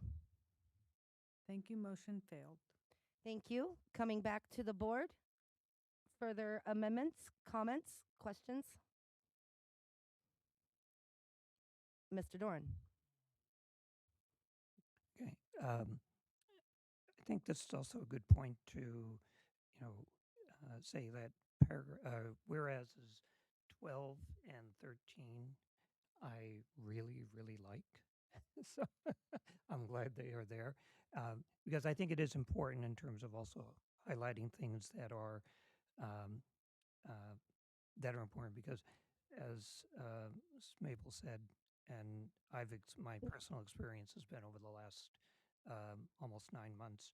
Um, the number of people in our community who are concerned, who are worried, who are impacted by, um, or may be impacted um, uh, by things going on in our country and actions affecting their immigration status or calling it into question, even if it's fully solid. So that's why I do think that having an affirmation is really important. Um, I would like to move to amend the first resolution, the middle of it, to delete the words "and will take all lawful measures to prevent any actions by ICE or other federal agencies that would disrupt the educational process, infringe upon the rights of students or their families, or create a climate of fear within our schools." Um, I'll second. uh, okay. It has been moved and seconded. Mr. Doran, if you would like to speak to your amendment. Okay. My main concern is the phrasing "will take all lawful measures." And actually, why I paused, I was trying to think, could we um, uh, maybe just delete the first part? My initial was to remove all of it, which I did in the motion to amend. So, but my main concern is "will take all lawful measures" out. My concern is when we say "all lawful measures" is first the term of "all." What does that really mean? What does it kind of commit us to? Um, at what cost, etc. What perhaps possible disruption to other things for instruction and care for our students. Um, but also because when we say "all," there are lawful measures that I don't think would be productive to protecting people that we could take, and or that could be included under this umbrella. And so uh, that to me is very concerning. It's so open ended. Um, there are lawful measures that I would not support, just to bring a lawsuit that would not benefit um, what our end goals are. It might stymie some things or delay some things on a given point, but it may not be productive and the best use of our time. Whereas there may be measures, and maybe that would be a better thing, just to take out "all lawful." Um, the um, uh, that we can take to make sure we still, no matter what's going on, else in terms of this, what we can still do within our buildings to protect kids and families and staff. That's the important thing, rather than just saying we're going to do all lawful, because there are lawful things that actually may or may not be legal, and we know many cases of that, or we could cite cases, but also that all we want to have more deliberation to. So I'm very concerned really about that part of the phrase, and less concerned about the rest of it. Thank you, Mr. Doran. Miss Maple. Rather than make an amendment, can I ask a clarifying question to Mr. Doran rather Yes. than amend an amendment? Yes. I am looking back at the Salt Lake City School District resolution that you shared with me, Mr. Doran. And there was a different place in the resolution where when we went back to edit, I took some of the language you suggested. And I think that this is a place where you were suggesting it and it didn't happen. There, whereas says, or be it resolved, says the district shall do everything in its lawful power as opposed to all. And I wonder, for the sake of not removing some of that language that I think is very important. If you would be amenable to removing the word all, which certainly then changes the intent from saying everything we could possibly do, which, as you said, not all of those things are going to be relevant or appropriate. And it does still clarify that things we will do will be lawful measures. I don't know procedurally if you would like me to make an amendment or if Mr. Doran has thoughts on what I said or. Mr. Doran, thoughts? My thought is that it would be an amendment to the amendment to actually, that's where I would do it because we have the amendment. I did put it all out there, was seconded, so that amendment belongs on the table. So Okay. Yep. Amendment to the amendment. I move to amend the amendment such that this paragraph reads, therefore be it resolved that the Fairbanks North Star Borough School District affirms its commitment to provide a safe, welcoming, and supportive learning environment for all students, regardless of immigration status, and will take lawful measures to prevent any actions by ICE or other federal agencies that would disrupt the educational process, infringe upon the rights of students of their their families, or create a climate of fear within our schools. And so for clarity, that's just adding words back in, but removing the word all before lawful. Is there a second? Second. It's been moved and seconded. Even though you kind of explained it already, Ms. Maple, is there anything you would like to add into that for explanation purposes for the amendment to the amendment? Just that I understand Mr. Doran's point, and I'd like to honor the point that he made without removing some of the other language that I think is really important. Thank you, Ms. Maple. Mr. Doran, go back to you since this was a change to your amendment.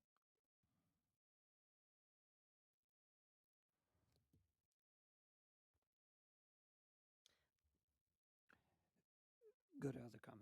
Okay, you'll come back to it. Yep, that's fine. I'm Yep. just processing Absolutely, it. Mr. Dorn. No worries. Ms. Julian. Thank you. I'm glad that we're talking about this part of the resolve. My kind of issue here is not well. Thank you for addressing. I'm not sure where I land yet on the amendment to the amendment because we still are talking about preventing any actions by ICE. So lawful measures to prevent actions by ICE. And that to me is a little confusing because we already have federal law, state law, and local policy that guides what we can do. But a lawful measure to prevent ICE activity, or any federal agencies. I mean, the bottom line is that we have to follow federal law, and part of federal law protects all students and staff within their rights. And we've already stated that in this resolution. We've already stated that as a whereas, and it's right at the beginning. So I'm leaning towards not supporting the amendment to the amendment and would be supportive of the original amendment on the floor to strike it because I feel like it gets confusing because we're talking about lawful measures to prevent, which to me is a little confusing to people. Thank you, Ms. Julian. Mr. Dorn?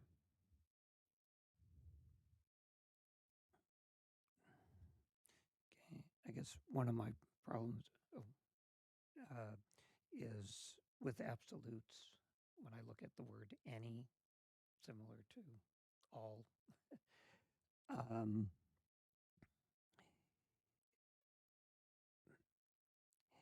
the and I'm trying to think of the practicalities of it. So I have concerns about it being confusing, and um,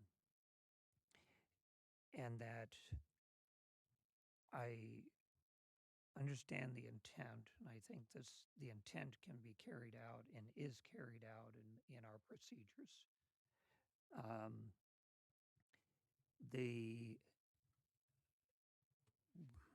what again a little bit of that conversation about what does prevent mean, what is any, especially when I look at absolutes. Well, there might be some things that there are actions that actually might be protecting, supporting the the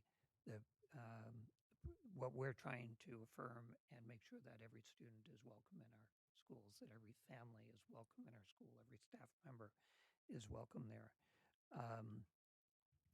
And so I do find I'm going to go back to my original. Actually, my very original was just getting rid of the word all. But the more I thought of it before, and I think that whole last phrase is complicating, and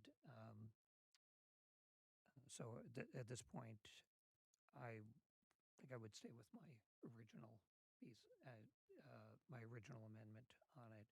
Um, but I am particularly concerned about that all and the absolutes that are there. So Thank you, Mr. Dorn. Mr. Burgess?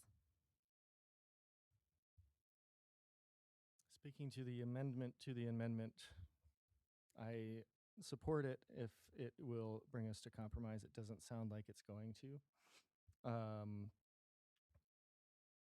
I think it's stronger to leave all lawful measures in there, but I would be willing to sacrifice that word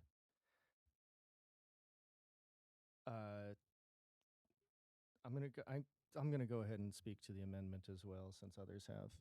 I do not in any way support striking that language. This is the strongest part of our resolved statements. This is, if we end that paragraph just saying we're providing a safe, welcoming, and supportive learning environment for all students, regardless of immigration status, there's not much to that we haven't already done, that we don't already do, that we haven't already said. I think that if we're trying to make people feel safe, as Ms. Carol Hubbard brought up in the work session, we need to tell them what it is that we are going to do to keep them safe. And if we just say, we're going to provide a supporting learning environment, well, great, yeah, of course we are. But this is a specific thing that's specific to the actions that are taking place, specific thing that we can do, that we do already do. And I think that it's okay to say it. I think that we need to say it. I think that by removing this, it waters it down extremely.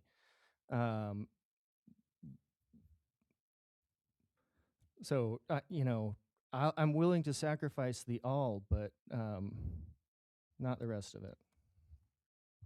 Thank you, Mr. Burgess. Ms. Carol Hubbard? Thank you.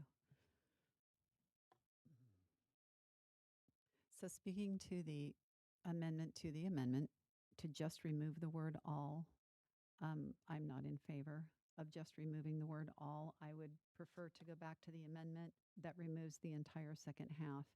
And part of the reason that I feel that the second half muddies the water is because it actually, I feel like it's almost too narrow. We have a responsibility to provide a safe, welcoming, supportive environment, period.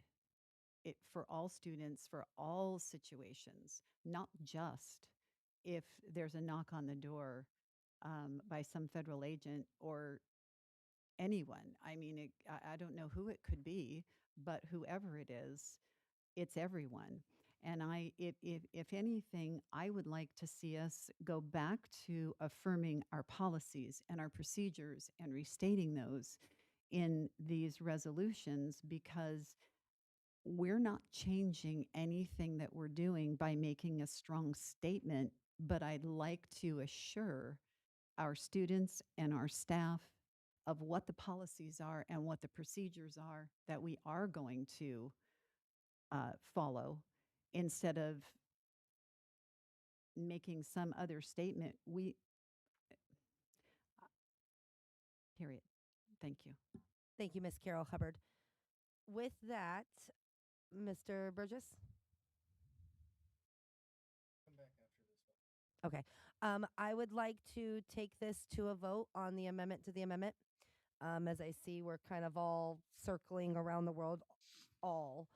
So let's call the vote for the amendment to the amendment, which will be to strike the word all from this, be it resolved. Is that correct, Ms. Maple? Okay. Yes vote will take out the word all. A no vote will go back to the original amendment. Ms. Point of Richardson, please. clarification. Yes. Will this vote carry the main motion?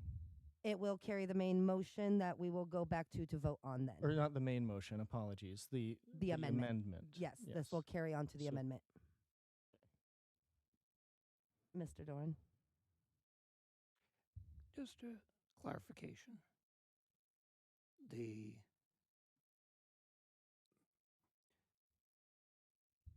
There would still be room for amendments. Yes, sir. Within that, in this area. Yes. Okay. Yes. Ms. Richardson, would you please call the vote? Mr. Wade, No.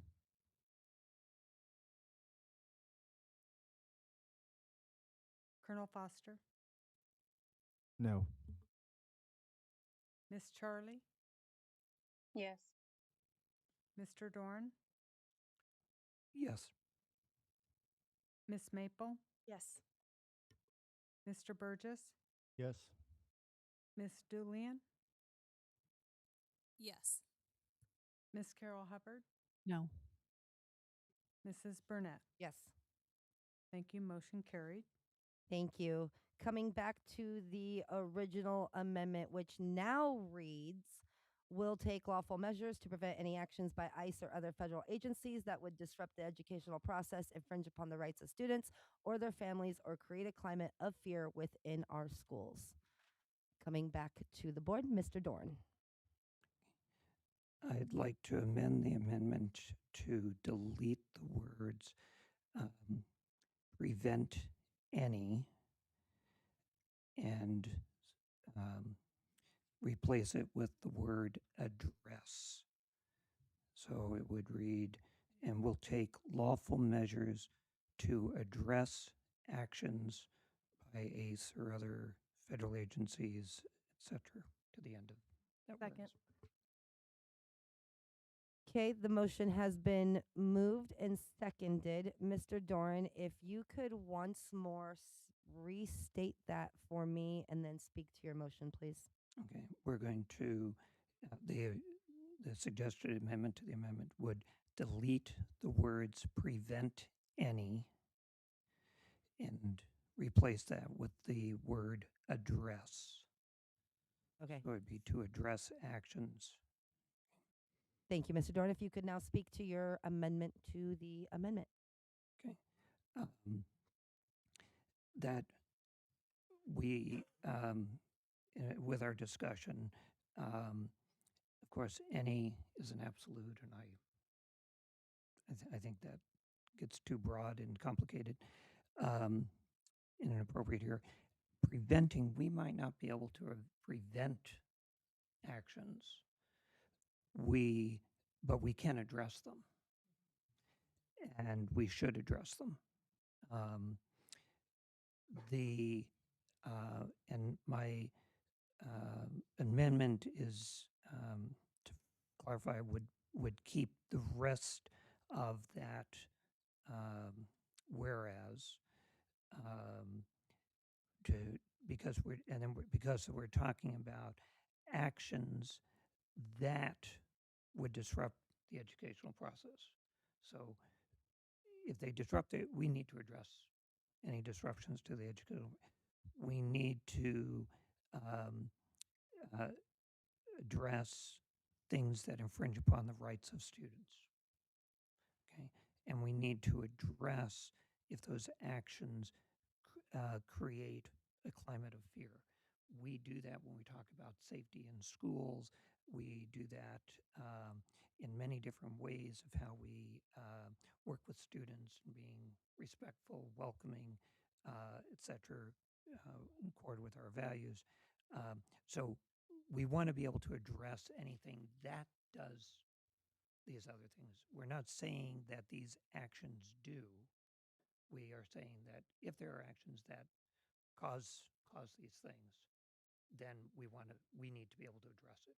And how we address it, we've given ourselves good latitude to appropriately address them.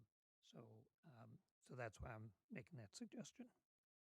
Thank you, Mr. Doran. We have Miss Julian, and then I have Mr. Burgess. Yeah, I'm going to speak into support of this.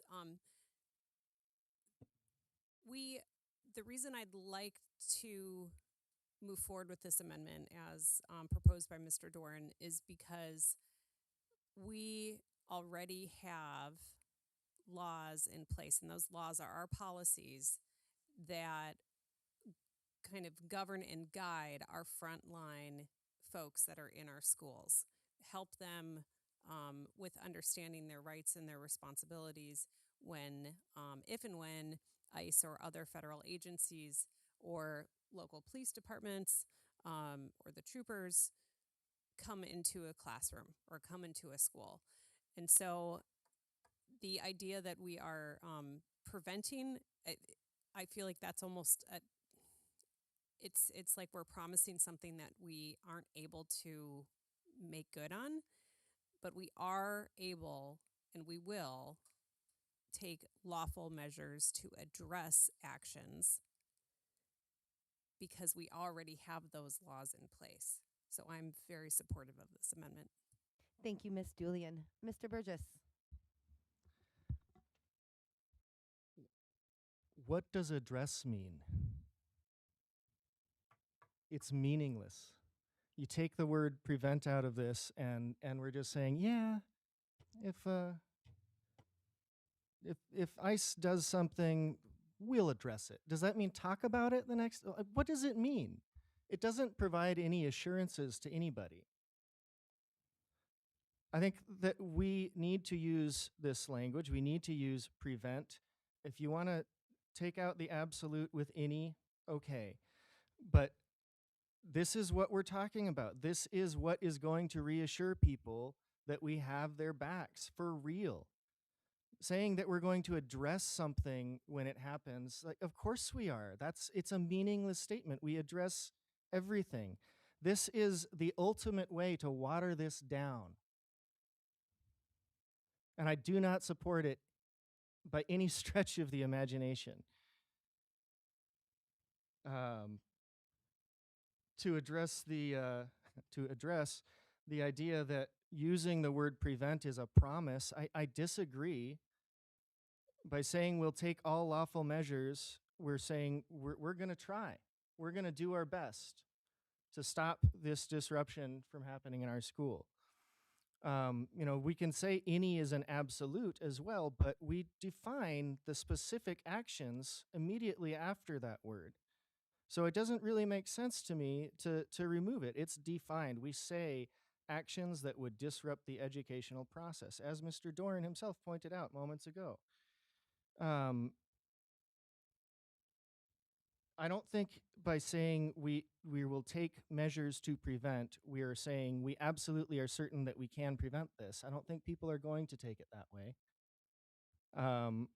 And I think that the point is that we have a duty to our students, to our families, to our staff, to ensure that the educational process is not disrupted and that our students, staff, and families do not have their rights infringed upon. This is really important. This is perhaps the most important part of this resolution. Please don't water it down. Please. Thank you, Mr. Burgess. Mr. Dorn. Oh, sorry, Mr. Wade. I did not see your hand over there. I'll actually speak with Mr. Burgess on this one. If we're going back to what we are affirming, we're affirming a policy set in place to define what actions our teachers and our staff and all faculty in our district should follow when coming into contact with government officials.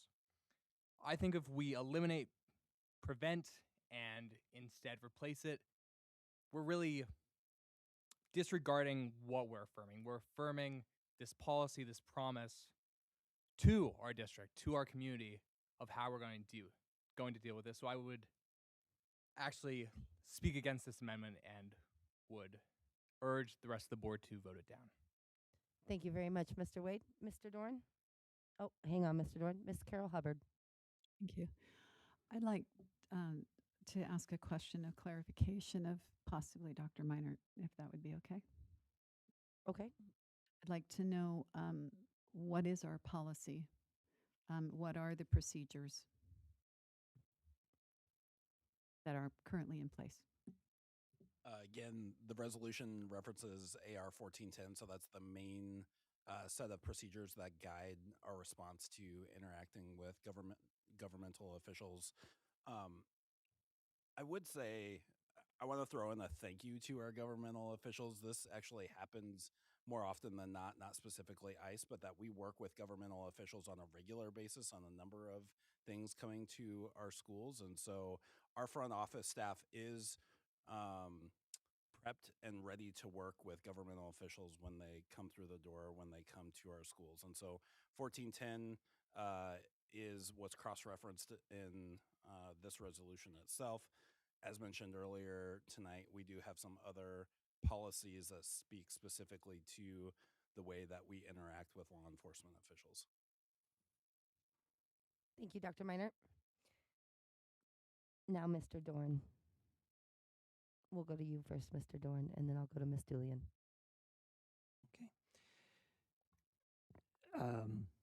I respectfully disagree that the word address is meaningless or is in any way intended to weaken this. In actuality, I believe that it is a much more proactive word. We can't prevent actions of another, but we can address them. And I think that what in the amendment to the amendment reinstates the rest of the wording of that, whereas the following wording of it is that it really says, any action, whether it's by ICE or another agency, doesn't really matter, that disrupts the educational process, we need to do. So we can't control their action, but we can control what we do. To address it is, and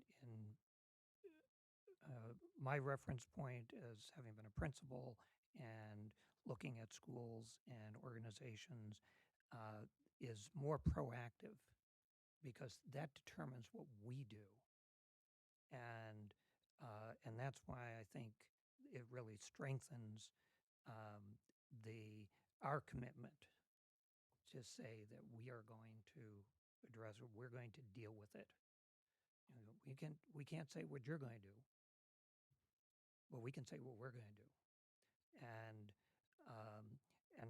I think the latter part, as further conversation has been that, anything that's going to disrupt that process, our educational process or rights of students, or create fear in our schools, we need to do something.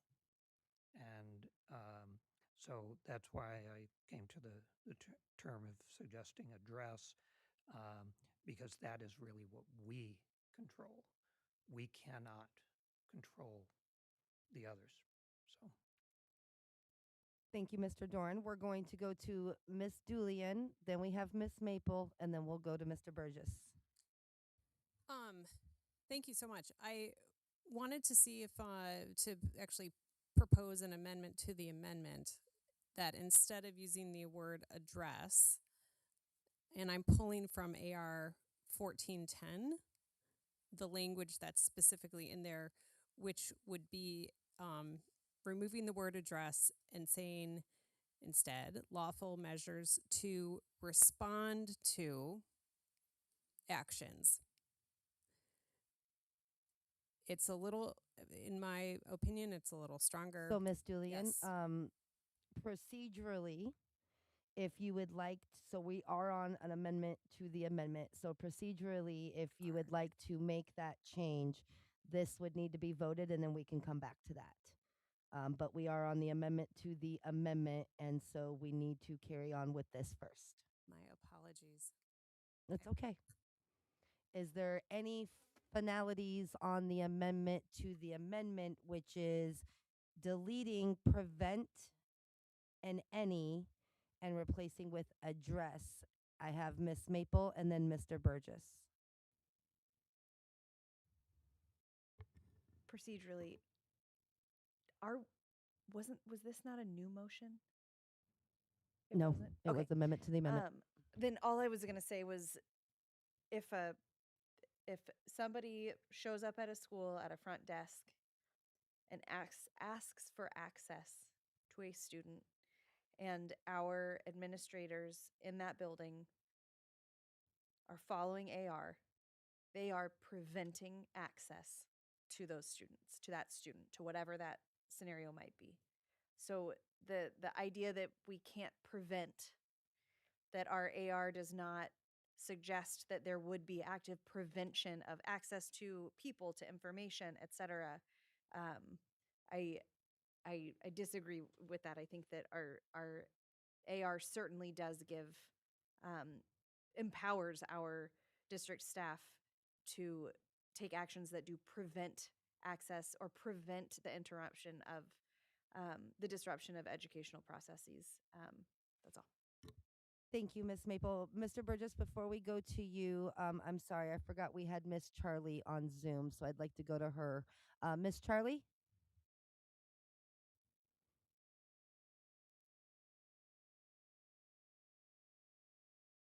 Miss Charlie, are you there? Yes, I'm here. Sorry, I just stepped away for a second. I just wanted to, the amendment to the amendment, I don't agree with. So I feel like removing the word prevent and then adding the word address, it does take away a lot from the resolution. It does water it down. And I keep hearing that, yes, we do this for all the students, we protect all the students. I keep hearing that over and over. But the reality is, not all the students are being targeted because of this, because of ICE. And not all students have this fear. And I also wanted to state that, yes, we protect all students. And there was a statement, when that happens, we'll address it. Isn't that what this resolution is doing? Like, aren't we addressing it because it's an issue for students, for their families, for teachers? So I don't agree with the word address, and I would like to see it to stay with prevent. That's it. Thank you. Thank you, Miss Charlie. Mr. Burgess? Thank you. Couldn't agree more with Miss Charlie. It isn't all students being targeted. It is immigrants and people of color who are suspected to be immigrants sometimes. Um,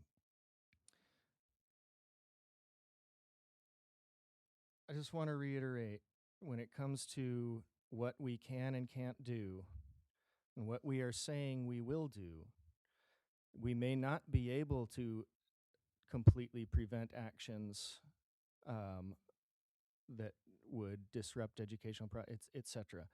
What we're saying is not that we promise we will prevent it. We are saying we will take all lawful measures to prevent. We will. That's saying we're gonna follow our laws, follow the policies in a way, and we're going to prevent disruptions to the educational process and prevent infringements upon. We're going to take measures to prevent the disruption to the educational process and the infringement of rights. It is not, okay, I'm going to get repetitive if I keep going. I'll just end it there. Again, though, this is, in my opinion, perhaps the most important part of this resolution, and with the goal of assuring families that we have their backs. Thank you, Mr. Burgess. So we are kind of starting to circle around on this. So what I would like to do is now call this up for a vote on the amendment to the amendment, unless there is something new from any board members. I'm seeing nothing new. So we will call for the vote on the amendment to the amendment. For a reminder, that is to delete the words prevent any and replace them with address. Ms. Richardson, would you please call the vote? Miss Charlie, No. Mr. Wade, No. Colonel Foster, Yes. Miss Carol Hubbard, Yes. Mr. Doran, Yes. Miss Maple, No. Mr. Burgess, No. Miss Julian, Yes. Mrs. Burnett. Yes. Thank you. Motion carried. Thank you. Coming back to the original motion, which is the amendment to strike that paragraph as a whole, or that last couple sentences. Did we have anything new on that, or are we ready to vote that up or down? Mr. Dorn. Clarification, that amendment has been amended. That's right. I apologize, Mr. Dorn. Thank you. So it would, if I might just repeat make sure we're all on the same. Yes, please do. Okay. That the amendment would now read, that whereas would now read, and will take lawful measures to address actions by ICE or other federal agencies that would disrupt the educational process, infringe upon the rights of students or their families, or create a climate of fear within our schools. That's correct. Thank you, Mr. Dorn. Sorry, that was a lot of amendments to follow along with. Is there any further discussion on the amendment, or are we ready for a vote? Miss Maple. Can you clarify for me what a yes vote and a no vote does at this point? So a yes vote will accept these changes with what we just did. A no vote, and you can correct me if I'm wrong, but a no vote would mean we go back to the original paragraph and all these amendments would no longer take place. Thank you. You're welcome. So with that, a yes vote will accept all the changes as Mr. Dorn has just stated. So the paragraph will now read with the word address. A no vote will cancel out everything we just done and take us back to the original motion, which is to delete that part of the paragraph. Mr. Dorn. It also deletes the word all. Yes. And then to address. Yep. So A yes vote will accept all the changes we just made. Okay? So that does everything that we just did. So it takes the words. So that paragraph will read, Mr. Dorn, if you could please read that for me again. Okay, it will now read, and will take lawful measures to address actions by ICE or other federal agencies that would disrupt the educational process, infringe upon the rights of students or their families, or create a climate of fear within our schools. So we made So- 2 word changes. So a yes vote will accept those changes. A no vote takes it back to the original paragraph as you see it written on your board docs. Okay? Everybody clear on that? Okay. Ms. Richardson, would you please call the vote? Colonel Foster, Yes. Miss Charlie, No. Mr. Wade, No. Miss Maple, No. Mr. Burgess, No. Miss Julian, Yes. Miss Carol Hubbard, Yes. Mr. Dorn, Yes. Mrs. Burnett. Yes. Thank you. Motion carried. Thank you. Coming back to the board, further amendments for this resolution.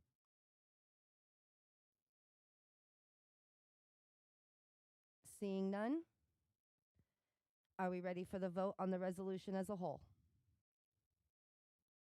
Mr. Burgess. Thank you.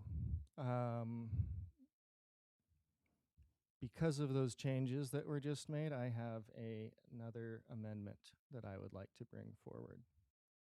I would like to amend to add another paragraph that reads, be it further resolved, no district employee shall allow access or provide records or private information about any student, family, or employee by any non-emergency law enforcement, including but not limited to ICE, unless presented with a legal and valid warrant and the superintendent or assistant superintendent has granted approval in accordance with Administrative Regulation 1410. Second. Could we see that in writing? Mr. Burgess, do you have that in writing? Would you like me to send it to our Yeah, so assistant? actually let's do this. Let the board take let's take a recess till 9:00. Mr. Burgess, please get that information over to Ms. Richardson so that she can get it to the board so that we have that in writing before us. Move to suspend the rules to to finish our business tonight. Do we have a second? Second. Okay, rules have been suspended. Now the board will take a recess till 9 p.m. Mr. Burgess, please get that information to Ms. Richardson so that she can get it over to the board.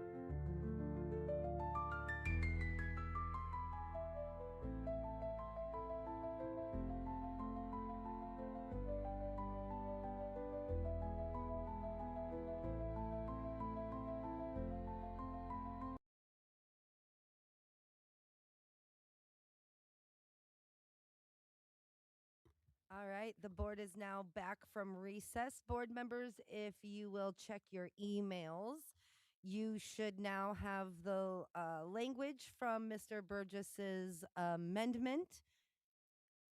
Mr. Burgess, I will turn it over to you if you could read your amendment and then speak to it, please. Thank you. And I did notice that I did send that along with one word that was the wrong word. So you'll catch that when I read it again, which I'm about to do. The wording is, be it further resolved, no district employee shall allow access to or provide records or private information about any student, family, or employee to any non-emergency law enforcement, including but not limited to ICE, unless presented with a legal and valid warrant and the superintendent or assistant superintendent has granted approval in accordance with Administrative Regulation 1410. This amendment, I wasn't planning on making this amendment tonight, but because the board has made a choice to remove some other language that I think was important, I think that this should be a reasonable compromise. This is specific to actions that that the district can take, that is in AR. It references the administrative regulation, as Ms. Carol Hubbard suggested. We should include more of our policies in this. So it's more specific. It's not absolute. It says it speaks specifically to what the policy and procedure is. So I'm hoping that I can get support from every board member on this because I believe that it does fulfill some of the requests that were made by other board members. Thank you. Thank you, Mr. Burgess. I will throw myself in and I want to thank you for this amendment. Yes, there was a second. I want to thank you for this amendment. I will be supporting this as it seems like a good one to add into our resolution. Ms. Julian.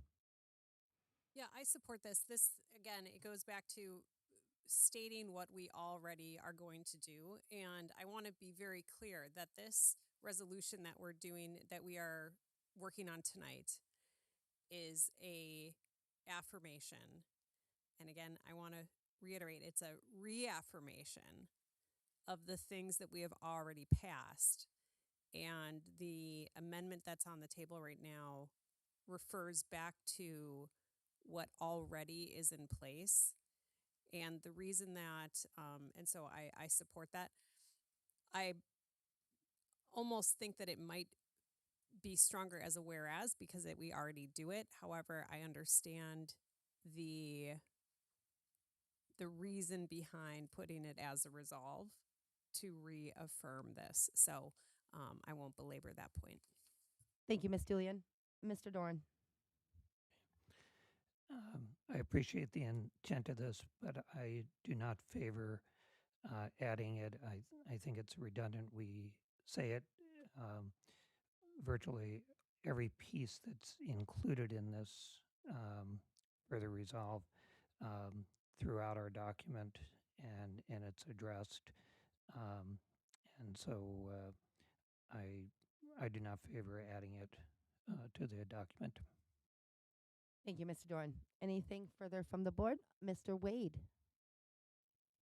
While I fully support the content of this amendment, it doesn't work functionally as a be it resolved statement because a be it resolved statement proposes a specific action or change in response to facts stated in the whereas statements, whereas administrative regulation is already existent with this language, disqualifies it from being a be it resolved statement. It could work as a whereas statement. It just needs some wordsmithing around to fix it. Because in our already existing therefore be it resolved statements, we have the school district affirms, that's an action, will ensure staff, shall distribute. Those are action words that can be applied. Thank you, Mr. Wade. Mr. Burgess. Thank you. I appreciate that attention to detail, Mr. Wade. I think that in this particular case, I would push for an exception to that standard because I think that I'm thinking about it from the perspective of people who are reading it and what it might mean to them. Okay, if this is an affirmation, if this is intended to help our community feel safe, how is it going to sound to them? Okay, when we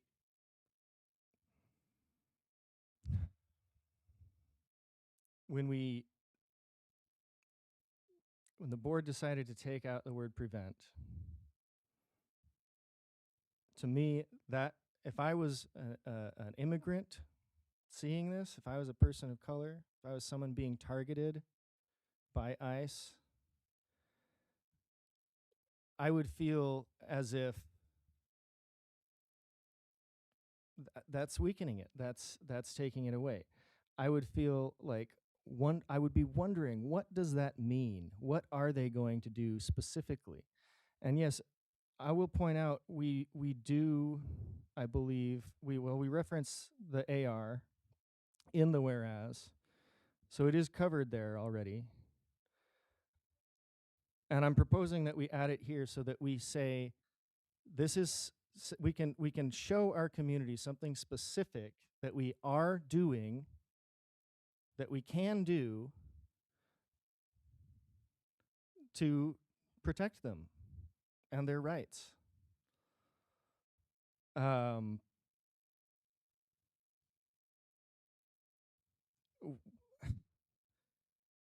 we heard from public testimony tonight that people thought this was good as is. We've made a bunch of changes to it that I think some of which significantly weaken it, in my opinion. We heard people say, if anything, this doesn't go far enough. And this board has taken some of how far we went has already been pulled back, which I'm disappointed in. But adding this back in, I think, again, adding this amendment is a reasonable compromise where we can enumerate some specific actions in the resolved, in the section of this where we say, this is what we're going to do for you. I appreciate Mr. Wade's comments that it's normally resolved would be for new actions. I think in this case, I would like to make an exception because I think it's important for us to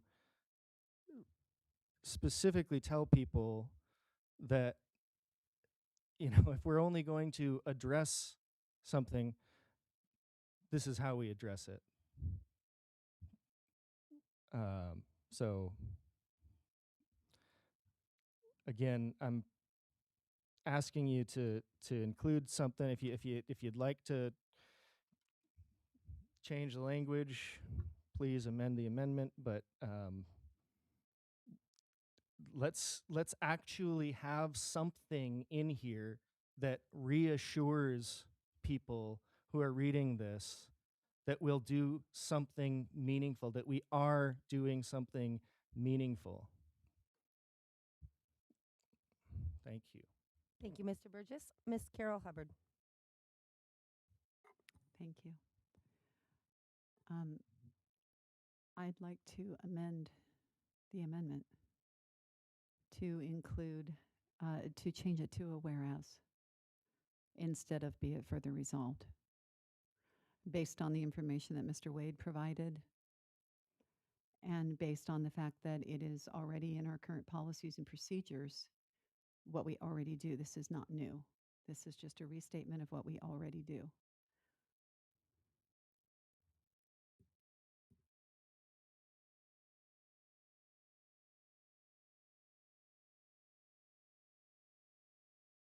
Not seeing a second. So, I'm sorry, can we be more specific about if we're going to move it to a whereas, where in the document it would?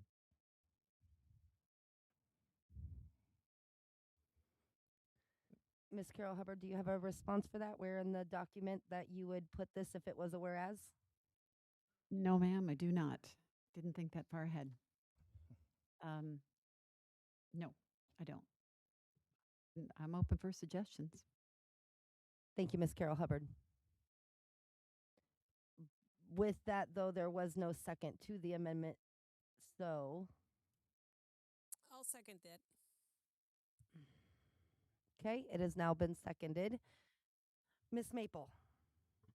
The Administrative Regulation 1410 is already referenced in the third whereas, and the intention of putting it as a resolution, as one of the resolves, is to reiterate as you're going through. I mean, we see it in the Hispanic Heritage Resolution that we just honored earlier today, that often the resolves honor what we have talked about in the whereases. So while it might not follow, I don't even know that it while it might, I can't even speak to that because I don't know what it follows, or doesn't.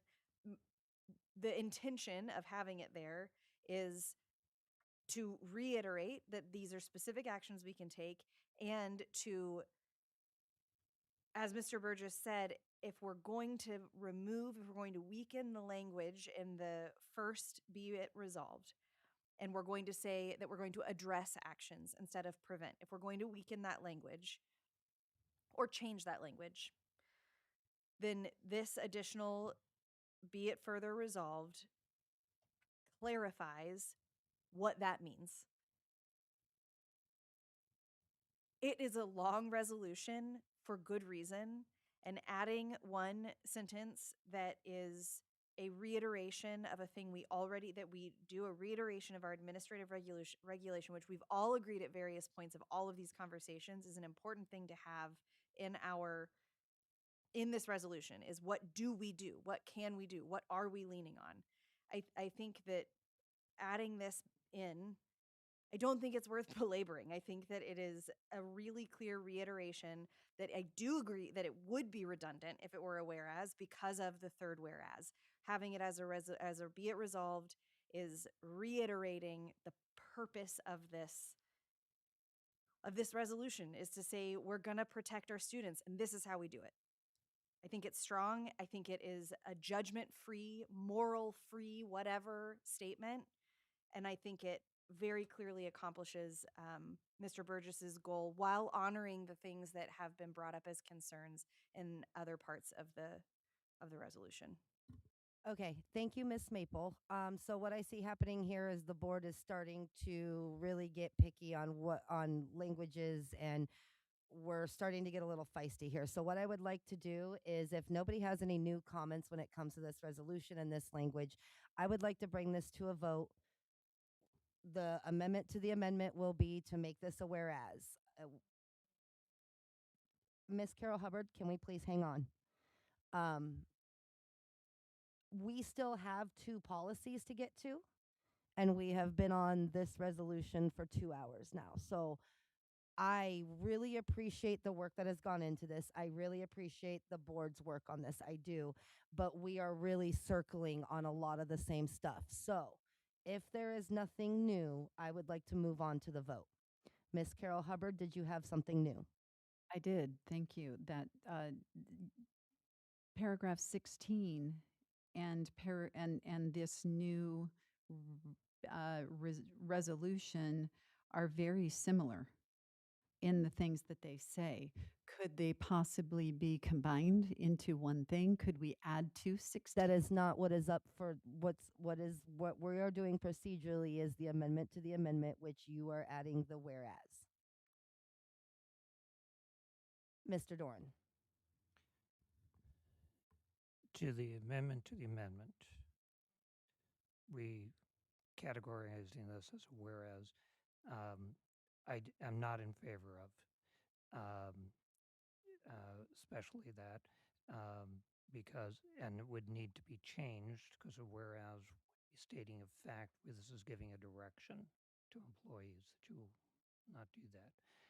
And very much to Mr. Wade's point, I think earlier. So I don't favor renaming it as a whereas and replacing it elsewhere because it needs further work, and we have it in quite a number of whereases, different parts of it. Thank you, Mr. Doran. With that, I would like to bring this to a vote. So, what we're going to do is vote on the amendment to the amendment, which is to add this as a whereas instead of a be it further resolved. A yes vote will make it a whereas, a no vote will take it back to the be it further resolved, and we'll move back to the original amendment at hand, which is adding that paragraph. Ms. Richardson, would you please call the vote?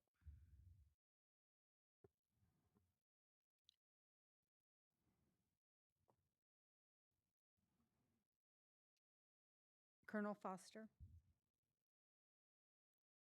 Oh, oh, I didn't even see you left. I'm sorry. Okay. I didn't know gone. either. Miss Charlie. She's still on. No. No. Thank you. Mr. Wade. Yes.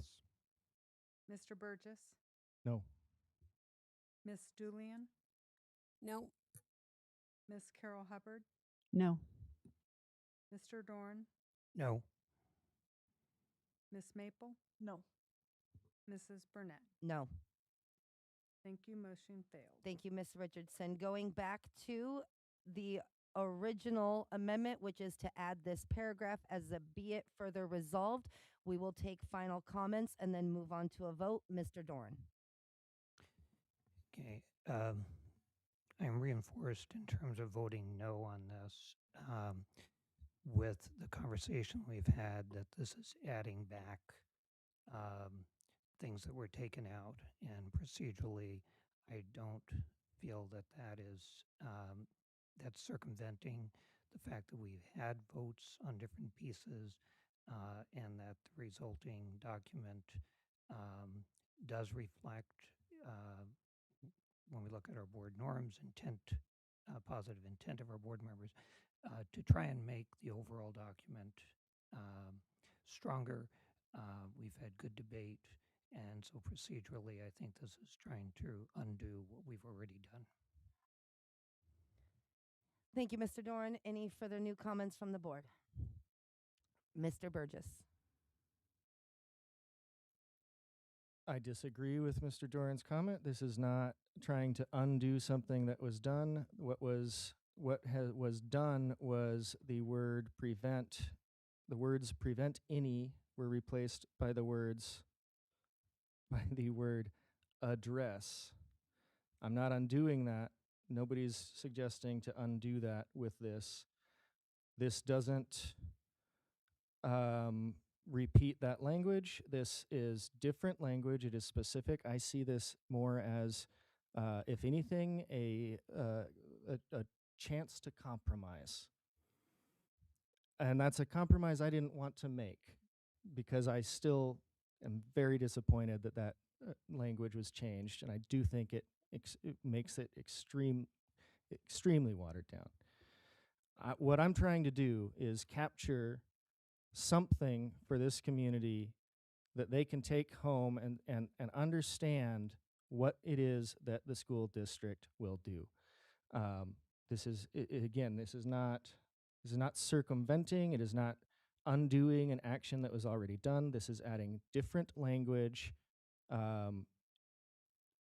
to address a specific issue and to provide that reassurance to families. I see it as a compromise. If you want to say it's circumventing, fine. I see it as a compromise, and I would really appreciate support from board members. Thank you, Mr. Burgess. Final comments from board members. Ms. Julian? Yeah, I want to read what I think is, and it was stated in public comment tonight, I think one of the strongest pieces of this, which also is in relation to the amendment that's on the table right now, which is the final to the last resolve, which is that be it further resolved, the district will ensure staff are informed of their legal obligations and district policies, administrative regulations regarding the protection of student privacy, restrictions on access to school grounds by state and local non-emergency federal law enforcement will safeguard student information in accordance with federal and state law and will stand with families to ensure that every child has uninterrupted access to a free and equitable public education in the Fairbanks North Star Borough School District. I think that's incredibly strong, and I really hope that we can lean on the work that we have done, the 90 minutes in a work session plus 2 hours tonight, in coming to developing a document that is a resolution of the board as a whole and not of any one member, but as a resolution as the whole. This amendment that's on the table, I think, is redundant with the resolution that's already in here that is incredibly powerful. However, if this is what is needed, I think that there's no problem in adding this amendment because it points directly to administrative regulation, which is our policy. And it explicitly states a little bit further what those federal protections, what those state protections, and what those administrative protections are, local school board protections are, for specifically private information about any student, family, or employee. So I'm willing to accept this amendment. Thank you, Ms. Julian. Anything new or further? Seeing nothing at this time, we will take the vote on the amendment, which is to add the "be it further resolved" language into the resolution. A yes vote will add it, a no vote will not add it. Ms. Richardson, would you please call the vote? Miss Charlie, Yes. Mr. Wade, Yes. Miss Julian, Yes. Miss Carol Hubbard, No. Mr. Dorn, No. Miss Maple, Yes. Mr. Burgess, Yes. Mrs. Burnett. Yes. Thank you. Motion carried. Thank you, Ms. Richardson. Is there anything final with this resolution from the board, or are we ready for the vote as a whole so that we can move on to policy? Ms. Carol Hubbard. Thank you. I had a couple of additions that I wanted to suggest. Whereas the Fairbanks North Star Borough will diligently update the immigration resources and FAQ page on the district website in multiple languages so that all families know their rights and what help is available to them is one. And I got that off of another district resolution that I thought points directly to our resources and our current policies and procedures. So, Ms. Carol Hubbard, are you adding an amendment? It would need to be stated as an amendment to get this on the table to be able to discuss. Okay, well then I move to amend to add the whereas. Can you please state your whole whereas? Yes, I move to amend this to add whereas the Fairbanks North Star Borough School District will diligently update the immigration resources and FAQ page on the district website in multiple languages so that all families know their rights and what help is available to them. Second. It has been moved and seconded. The board will take a brief 5-minute recess as Ms. Carol Hubbard will get this information over to Ms. Richardson and over to the board so we have it in front of us. I'll make a procedural suggestion. If there are other amendments that people are going to propose, that they just submit them to Ms. Richardson. To Ms. Richardson now. Thank you. Thank you, Mr. Burgess. If any other board members do have amendments that they would like put in, please forward those to Ms. Richardson now so that we can have them in writing in front of the board. The board will now take a brief recess.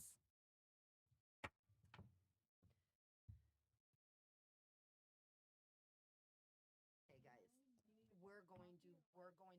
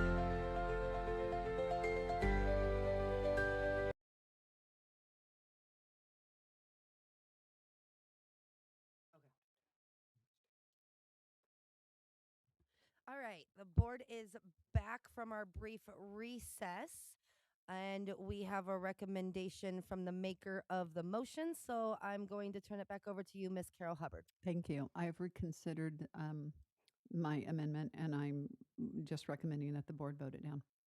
Okay. Is that good with the board? All right, Miss Richardson, could you please call the vote on Miss Carol Hubbard's amendment, which we recommend it just get voted down. So board, please vote no. Just in case you weren't sure. Miss Charlie, No. Mr. Wade, No. Miss Maple, Nope. Mr. Burgess, No. Miss Julian, Nope. Miss Carol Hubbard, No. Mr. Dorn, No. Mrs. Burnett. No. Thank you. Motion failed. Thank you, Miss Richardson. So that brings us back to the resolution as it stands and as amended. Is there anything further from the board? Seeing nothing, Miss Richardson, would you please call the vote on Resolution 2026-04, Safe Spaces, Strong Futures, standing with our immigrant school community? A yes vote will put this into action. A no vote will knock it down.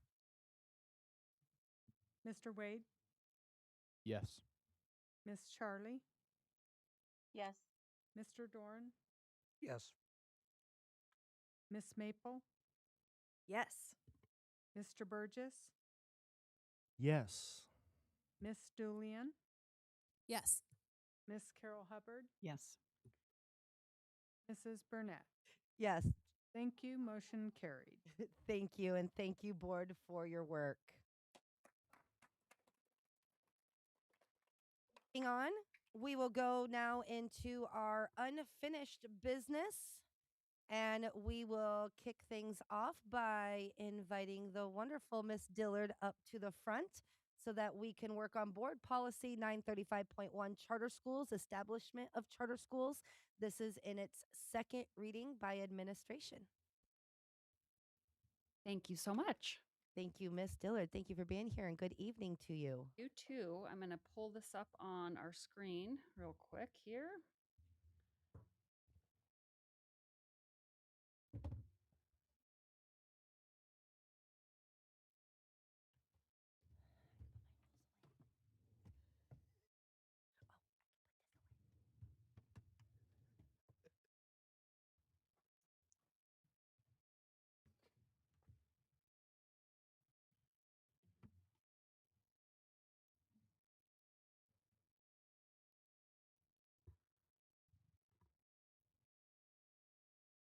Okay, thank you for that.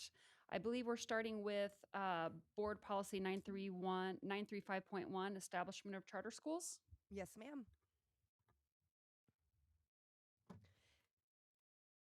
Okay, there was a lot of discussion about this policy last time, so I do want to give just a thorough overview of a lot of the stuff that would have been presented at first reading also. Alaska Statute 1403-250 requires each local school board to prescribe an application procedure for establishing a charter school. House Bill 57 added 2 sentences to the statute. Those exact sentences are: the application procedure must allow an application to be submitted at any time during a school year for the following school year. And the second is: a local school board shall announce the deadline to submit an application for establishment of a charter school for the following year. So these additions mean that state law now requires that school districts must adopt a policy that permits charter school applications to be submitted at any time during a school year prior to the school year the charter is proposed to begin operation. Districts cannot close the application window before the school year ends or table an application until the next year. Additionally, districts cannot prevent an approved charter school from beginning operations in the school year following its application. So in summary, when we're looking at the policy, that first sentence confirms that a charter school application may be submitted at any time during the school year prior to the school year during which the proposed charter school would begin operation, so that's legally required. The third sentence confirms The district will announce the deadline to submit an application for the establishment of a charter school to begin operation at the start of the following school year. So this deadline cannot prohibit an approved application from beginning operations in the following year. However, it is legally allowable to define when operations can begin in the following year. And this is the intent of that deadline. We initially included September 1st as the date by which the district would announce the application deadline. This date, the September 1st date, is not legally required. It was added to provide direction to district administration. But since first reading, we did decide to take it out and revise it to say each school year. That is in line with the statute, and we thought that it was a little adding to the confusion to have 3-4 different dates. So instead of the September 1st, we just say each school year, which again is in line with the legal requirement. Although not legally required, it is recommended that we keep the October 1st and January 1st timelines in this policy.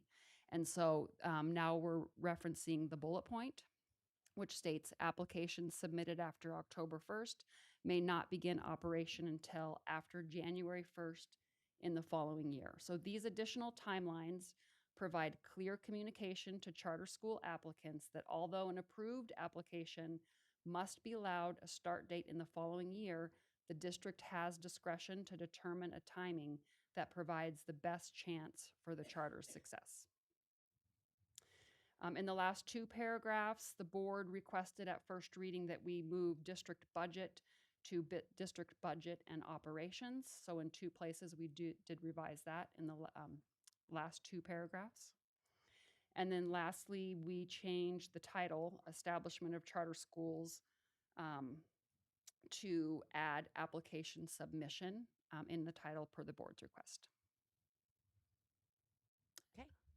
Thank you very much, Ms. Dillard, for that update on the policy and all of the additions and corrections that were made to it. Is there anything from the board for Ms. Dillard? Ms. Carol Hubbard. I just have one quick question. It says each school year the district shall announce the deadline. Is that how does that work?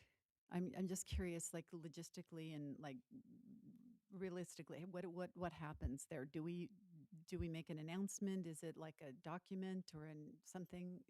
Dr. Miner? Yeah, I'd be happy to take that on.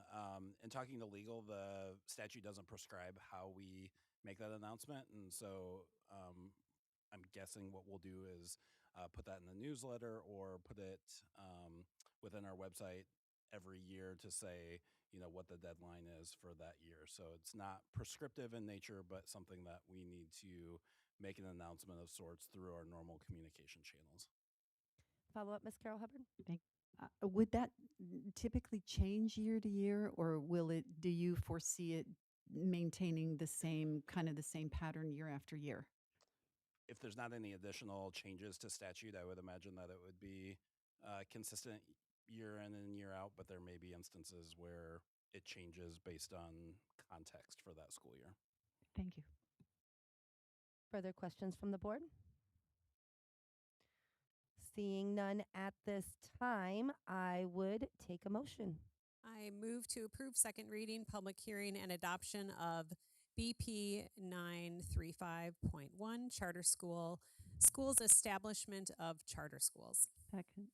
It has been moved and seconded. We will now open it up for public testimony. Is there anybody wishing to testify on this charter school policy 935.1? Seeing none, public testimony is now closed. Further discussion from the board. Ms. Julian. Yeah, I'm going to speak in support of us, support of this motion to approve the second reading. And the reason is we have reviewed this policy, this new policy with legal, I think twice, maybe thrice. We, about a month ago, started this work in a work session. House Bill 57, which became law in June, requires us to make these changes and adopt this language, to quote Dr. Meinert, as soon as possible. We are now sitting the 2nd of September, and to ensure that we continue to be transparent and collaborative with organizations and groups that want to understand this law better. I think it is very important that we adopt this policy tonight. Thank you, Ms. Julian. Mr. Dorn. Okay, I want to start out because I made the public request last meeting during first reading. I had submitted some alternative wording to the board president and superintendent. And as we discussed at the last meeting, that you would run that by legal. They were not in favor of it, from best I understand. But I want to say thank you for taking that step to do that. Though I find the result disappointing, I think I was on firm ground and still think I'm on firm ground. I do have two major concerns with the policy. I find the January 1 date, the implication that somebody could start a school, that we're not encouraging, but it's allowable in the middle of the school year, and that there are other ways around that, to address that. I also find in the last paragraph, as a general rule for policy, and looking at applications, that we're listing grounds for denial. It seems antithetical to me to be doing policies that are saying that we're not listing grounds for approval, we're listing for denial, and we're basically saying that they will be denied on these grounds. It would be less concerning to me if these were given as considerations, which in the paragraph before actually lists various considerations. And that's much more positive, constructive, but to out of the box say you will be denied on these grounds, I find very problematic. And so I am not in support of this policy going forward, and I would hope that we go back to relook at it and bring it when it's more fully addressing constructively the topic at hand. Thank you, Mr. Dorn. Miss Maple. I just am reading that paragraph a lot differently. I see it as an explanation of the dates of why we're saying that if it's submitted after October 1st, it would need to get pushed till, it doesn't mean it'll get denied, but it would get pushed to January 1st. And the big reason for that is because of where October 1st in that process would lie in, like this timeline is crucial for effective operational planning. That if all of a sudden something comes in October and then we go through the timeline and it's a phenomenal application and we decide that this absolutely, there's no reason for it not to be moved forward, but we've already started our budgeting process. This is explaining that because of the impact that a proposed charter would have on the district's budgets and operations, this is why this timeline is what we have decided on. So I definitely don't see it as a saying, I just realized you're talking about the paragraph after. I love the second to last paragraph, and I don't have an opinion I can stand on the second one because I was reading the wrong thing. Thank you, Mr. Doran. That was adorable, Miss Maple. I'm just saying. Anything further from the board? Seeing nothing further, we will call 935.1 to a vote. Miss Richardson, would you please call the vote? A yes vote will adopt 935.1, and a no vote will send it back to the board. Miss Charlie and Mr. Wade have left the meeting.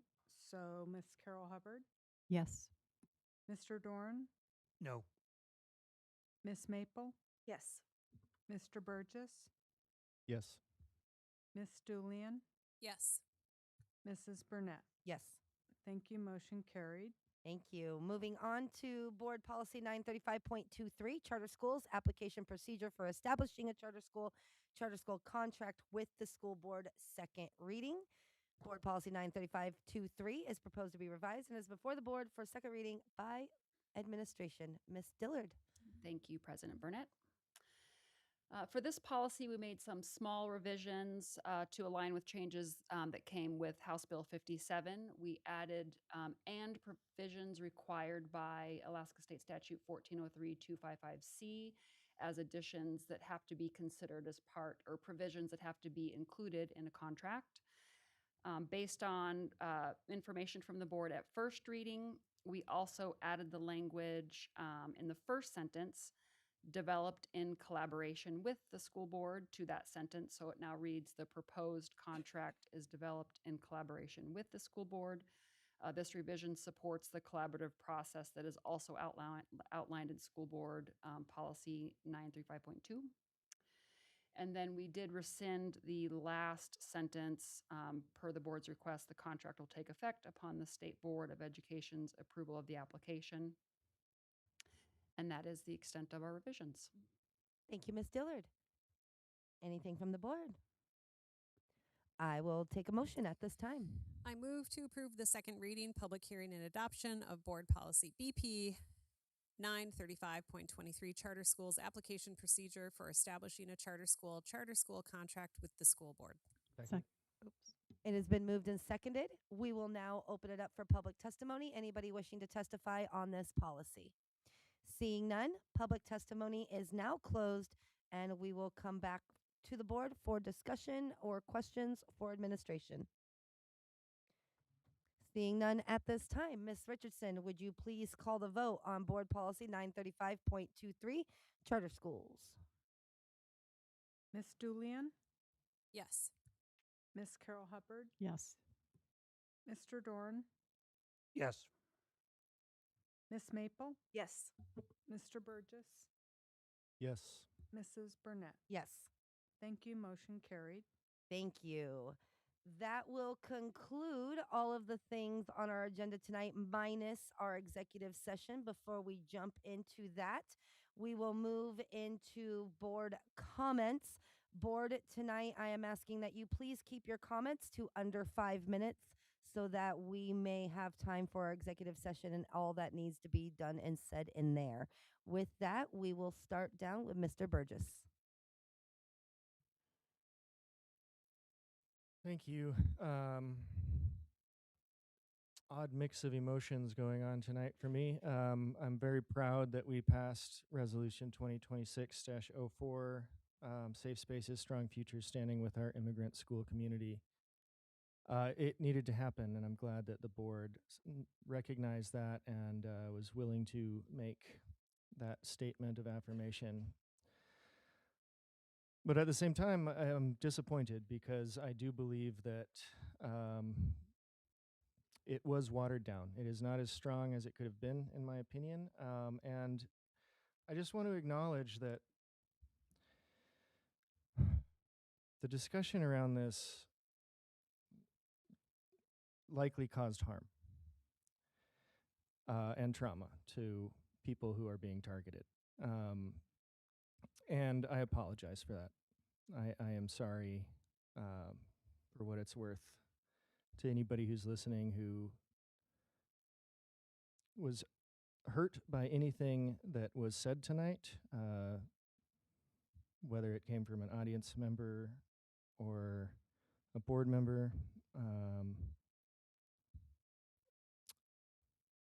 And I know that those things hurt more when they come from people who are allies.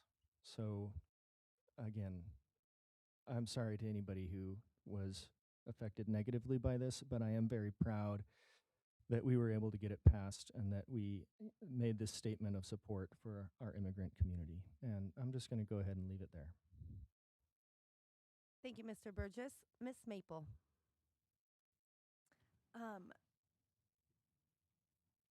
I didn't give a committee report, but I currently chair the policy committee, And if you are still listening, you might also be a policy nerd, and we need 2 more parents on the policy committee. So if you're still listening because you are interested in policy and resolution, I mean, we don't write resolutions, but it is similar work.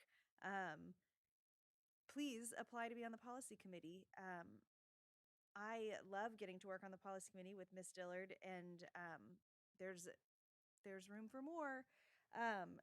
I also am really proud of all of the work that this board continues to do together. I'm really impressed by our ability to collaborate across all of the lines of division that are perceived between all of us up on at the dais. So I'm really proud of our work, and I'm proud to get to serve with all of you. So thanks. Thank you, Miss Maple. Miss Carol Hubbard. Thank you. I too am very proud of the work that we did and happy to be part of this process and reviewing things that we do and it's difficult, but it's good.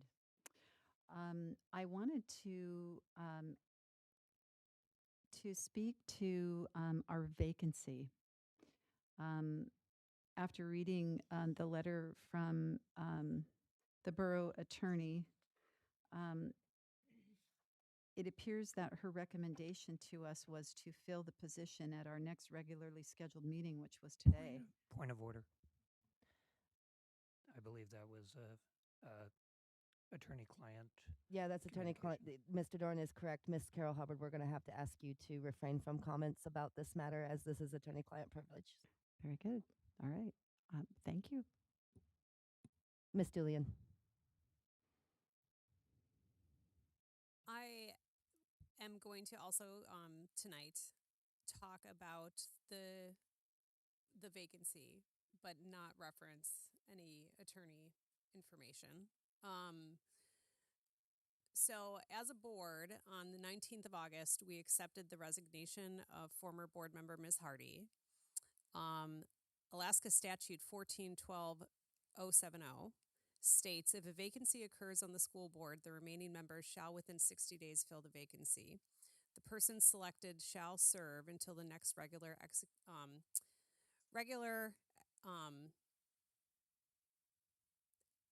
election, when a successor shall be elected to serve the balance of the term.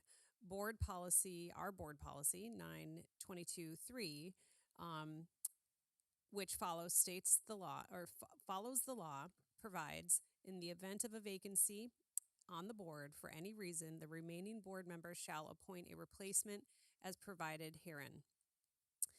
It was the board's will to not move forward filling the vacancy before the October 7th election, and I respect the will of the board. We indicated that will of the board on the August 19th meeting. We did this after considering our board policy number 922-3, which further provides no replacement needed to be appointed if the vacancy occurs for a seat which will be up for election within 30 days. And so, my esteemed colleagues, strict compliance with statute and policy is the rule. Substantial compliance is the rare exception. And I'm absolutely following board norms. I'm assuming positive intent, and I'm not recommending that there's any ill intent at all. And I'm also respecting the will of the board. However, I'm also asking tonight that we consider setting a special meeting to waive our policy 92233 and set an alternative time frame to notice the vacancy and accept applications or propose direct appointments to the position by taking nominations from board members during a special meeting prior to that 30-day time frame ending, which would be September 19th. So that's my first statement. I also am very proud of the work that we've done together. Bringing a resolution forward, I've watched this previous iterations of these of school boards work on resolutions, and I think that what we've done tonight is to affirm our values, state very clearly the law, which is incredibly important, and provide people with a reassurance of the things that they are entitled to under the law, under our policies, under state law, under federal law. And I think it's really important that we did that tonight. I so I'm proud to be on this board and serving alongside everyone. Thank you. Mr. Doran. Okay, a couple of things. One, I wanted to well, say about Labor Day yesterday. It was wonderful to see so many workers out celebrating the day, our community coming together to recognize their contributions. Um, and this is across our community. We have tremendous people who are working every day to make our community better, to serve other members of our community, and it was great to see that in action yesterday. Um, I do not favor relitigating a conversation that we had, and we made decision regarding on August 19th, and that was within legal bounds and considerations. Um, Two things that really strike me as we continue our board work is seeing evidence of the strategic plan before us. And the most powerful statement to me in that plan is the vision, because that's really what we're about. It's really focused on students, what we hope. And so I wanted to reiterate it because of its importance. It's empowering every student to take ownership of their learning choices and future. And again, reiterating the measures of success that Dr. Odd highlighted a couple of weeks ago, and what we really hope for our students, and we work towards that. And it really, I'll say, warmed my heart to hear the number of people who referenced the values. And kudos to the administration for making sure they're here in front of us and present within our, visible within our district and community.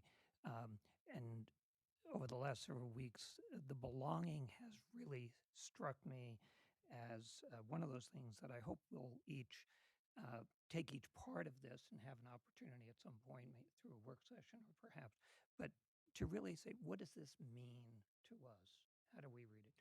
And what I do value with that word belonging, it really challenges us. It's more than inclusion. It's more than just saying you're welcome in, but it's actually setting a higher bar to say you belong here, and we're going to do everything in our power to do that. So I think it's a really good opportunity for us to, as we go through our deliberations through this year and the coming 5 years, that we think about what each component of this means to us individually and as a group. So wanted to share my reflections on that word belonging. Um, and then I'll just end with I would really encourage that perhaps, as, since we're still at the beginning of a new school year, that we reaffirm our board norms and the understanding that we affirmed last year and we discussed at length, and again within our retreat last spring, that these are really important for us. Thank you, Mr. Doran. And that's going to bring me to me. Normally, I don't have closing comments, but I felt the need to say a few things tonight.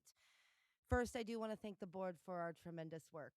We consistently defy all odds in our working together. Truly, we really do.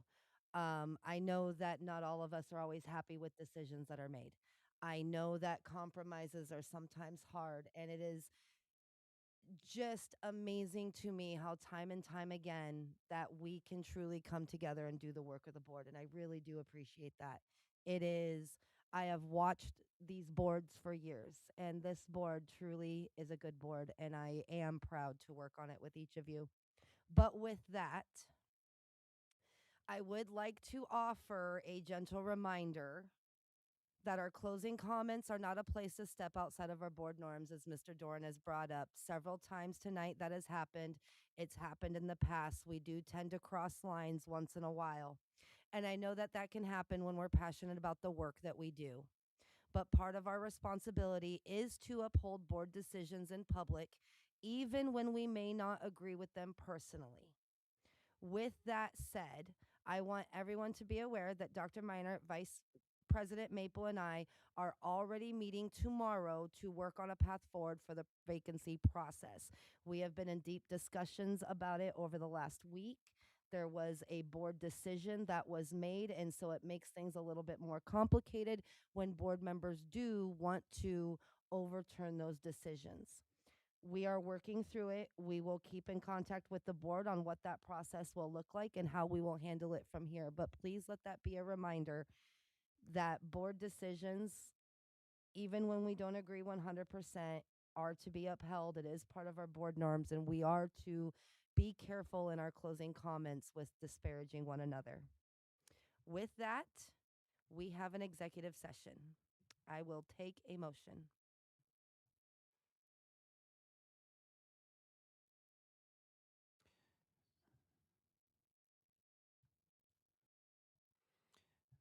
Move to approve that the elected board members, superintendent, chief operations officer, and chief human resource officer go into the executive session in order that we may discuss matters, the immediate knowledge of which would clearly have an adverse effect upon the finances of the district.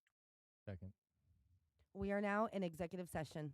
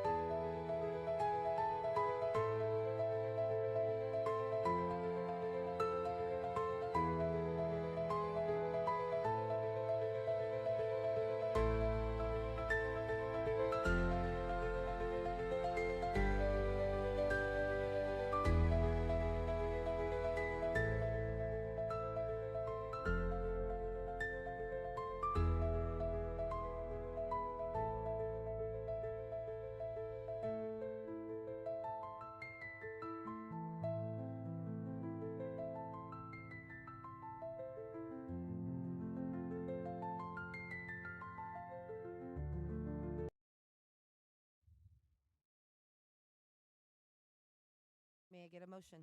Move to come out of executive session. Second. We are now out of executive session. The board has concluded its session. No formal decisions were reached and no action was taken. At this time, I'll take a motion to adjourn. Move to adjourn. We are now adjourned.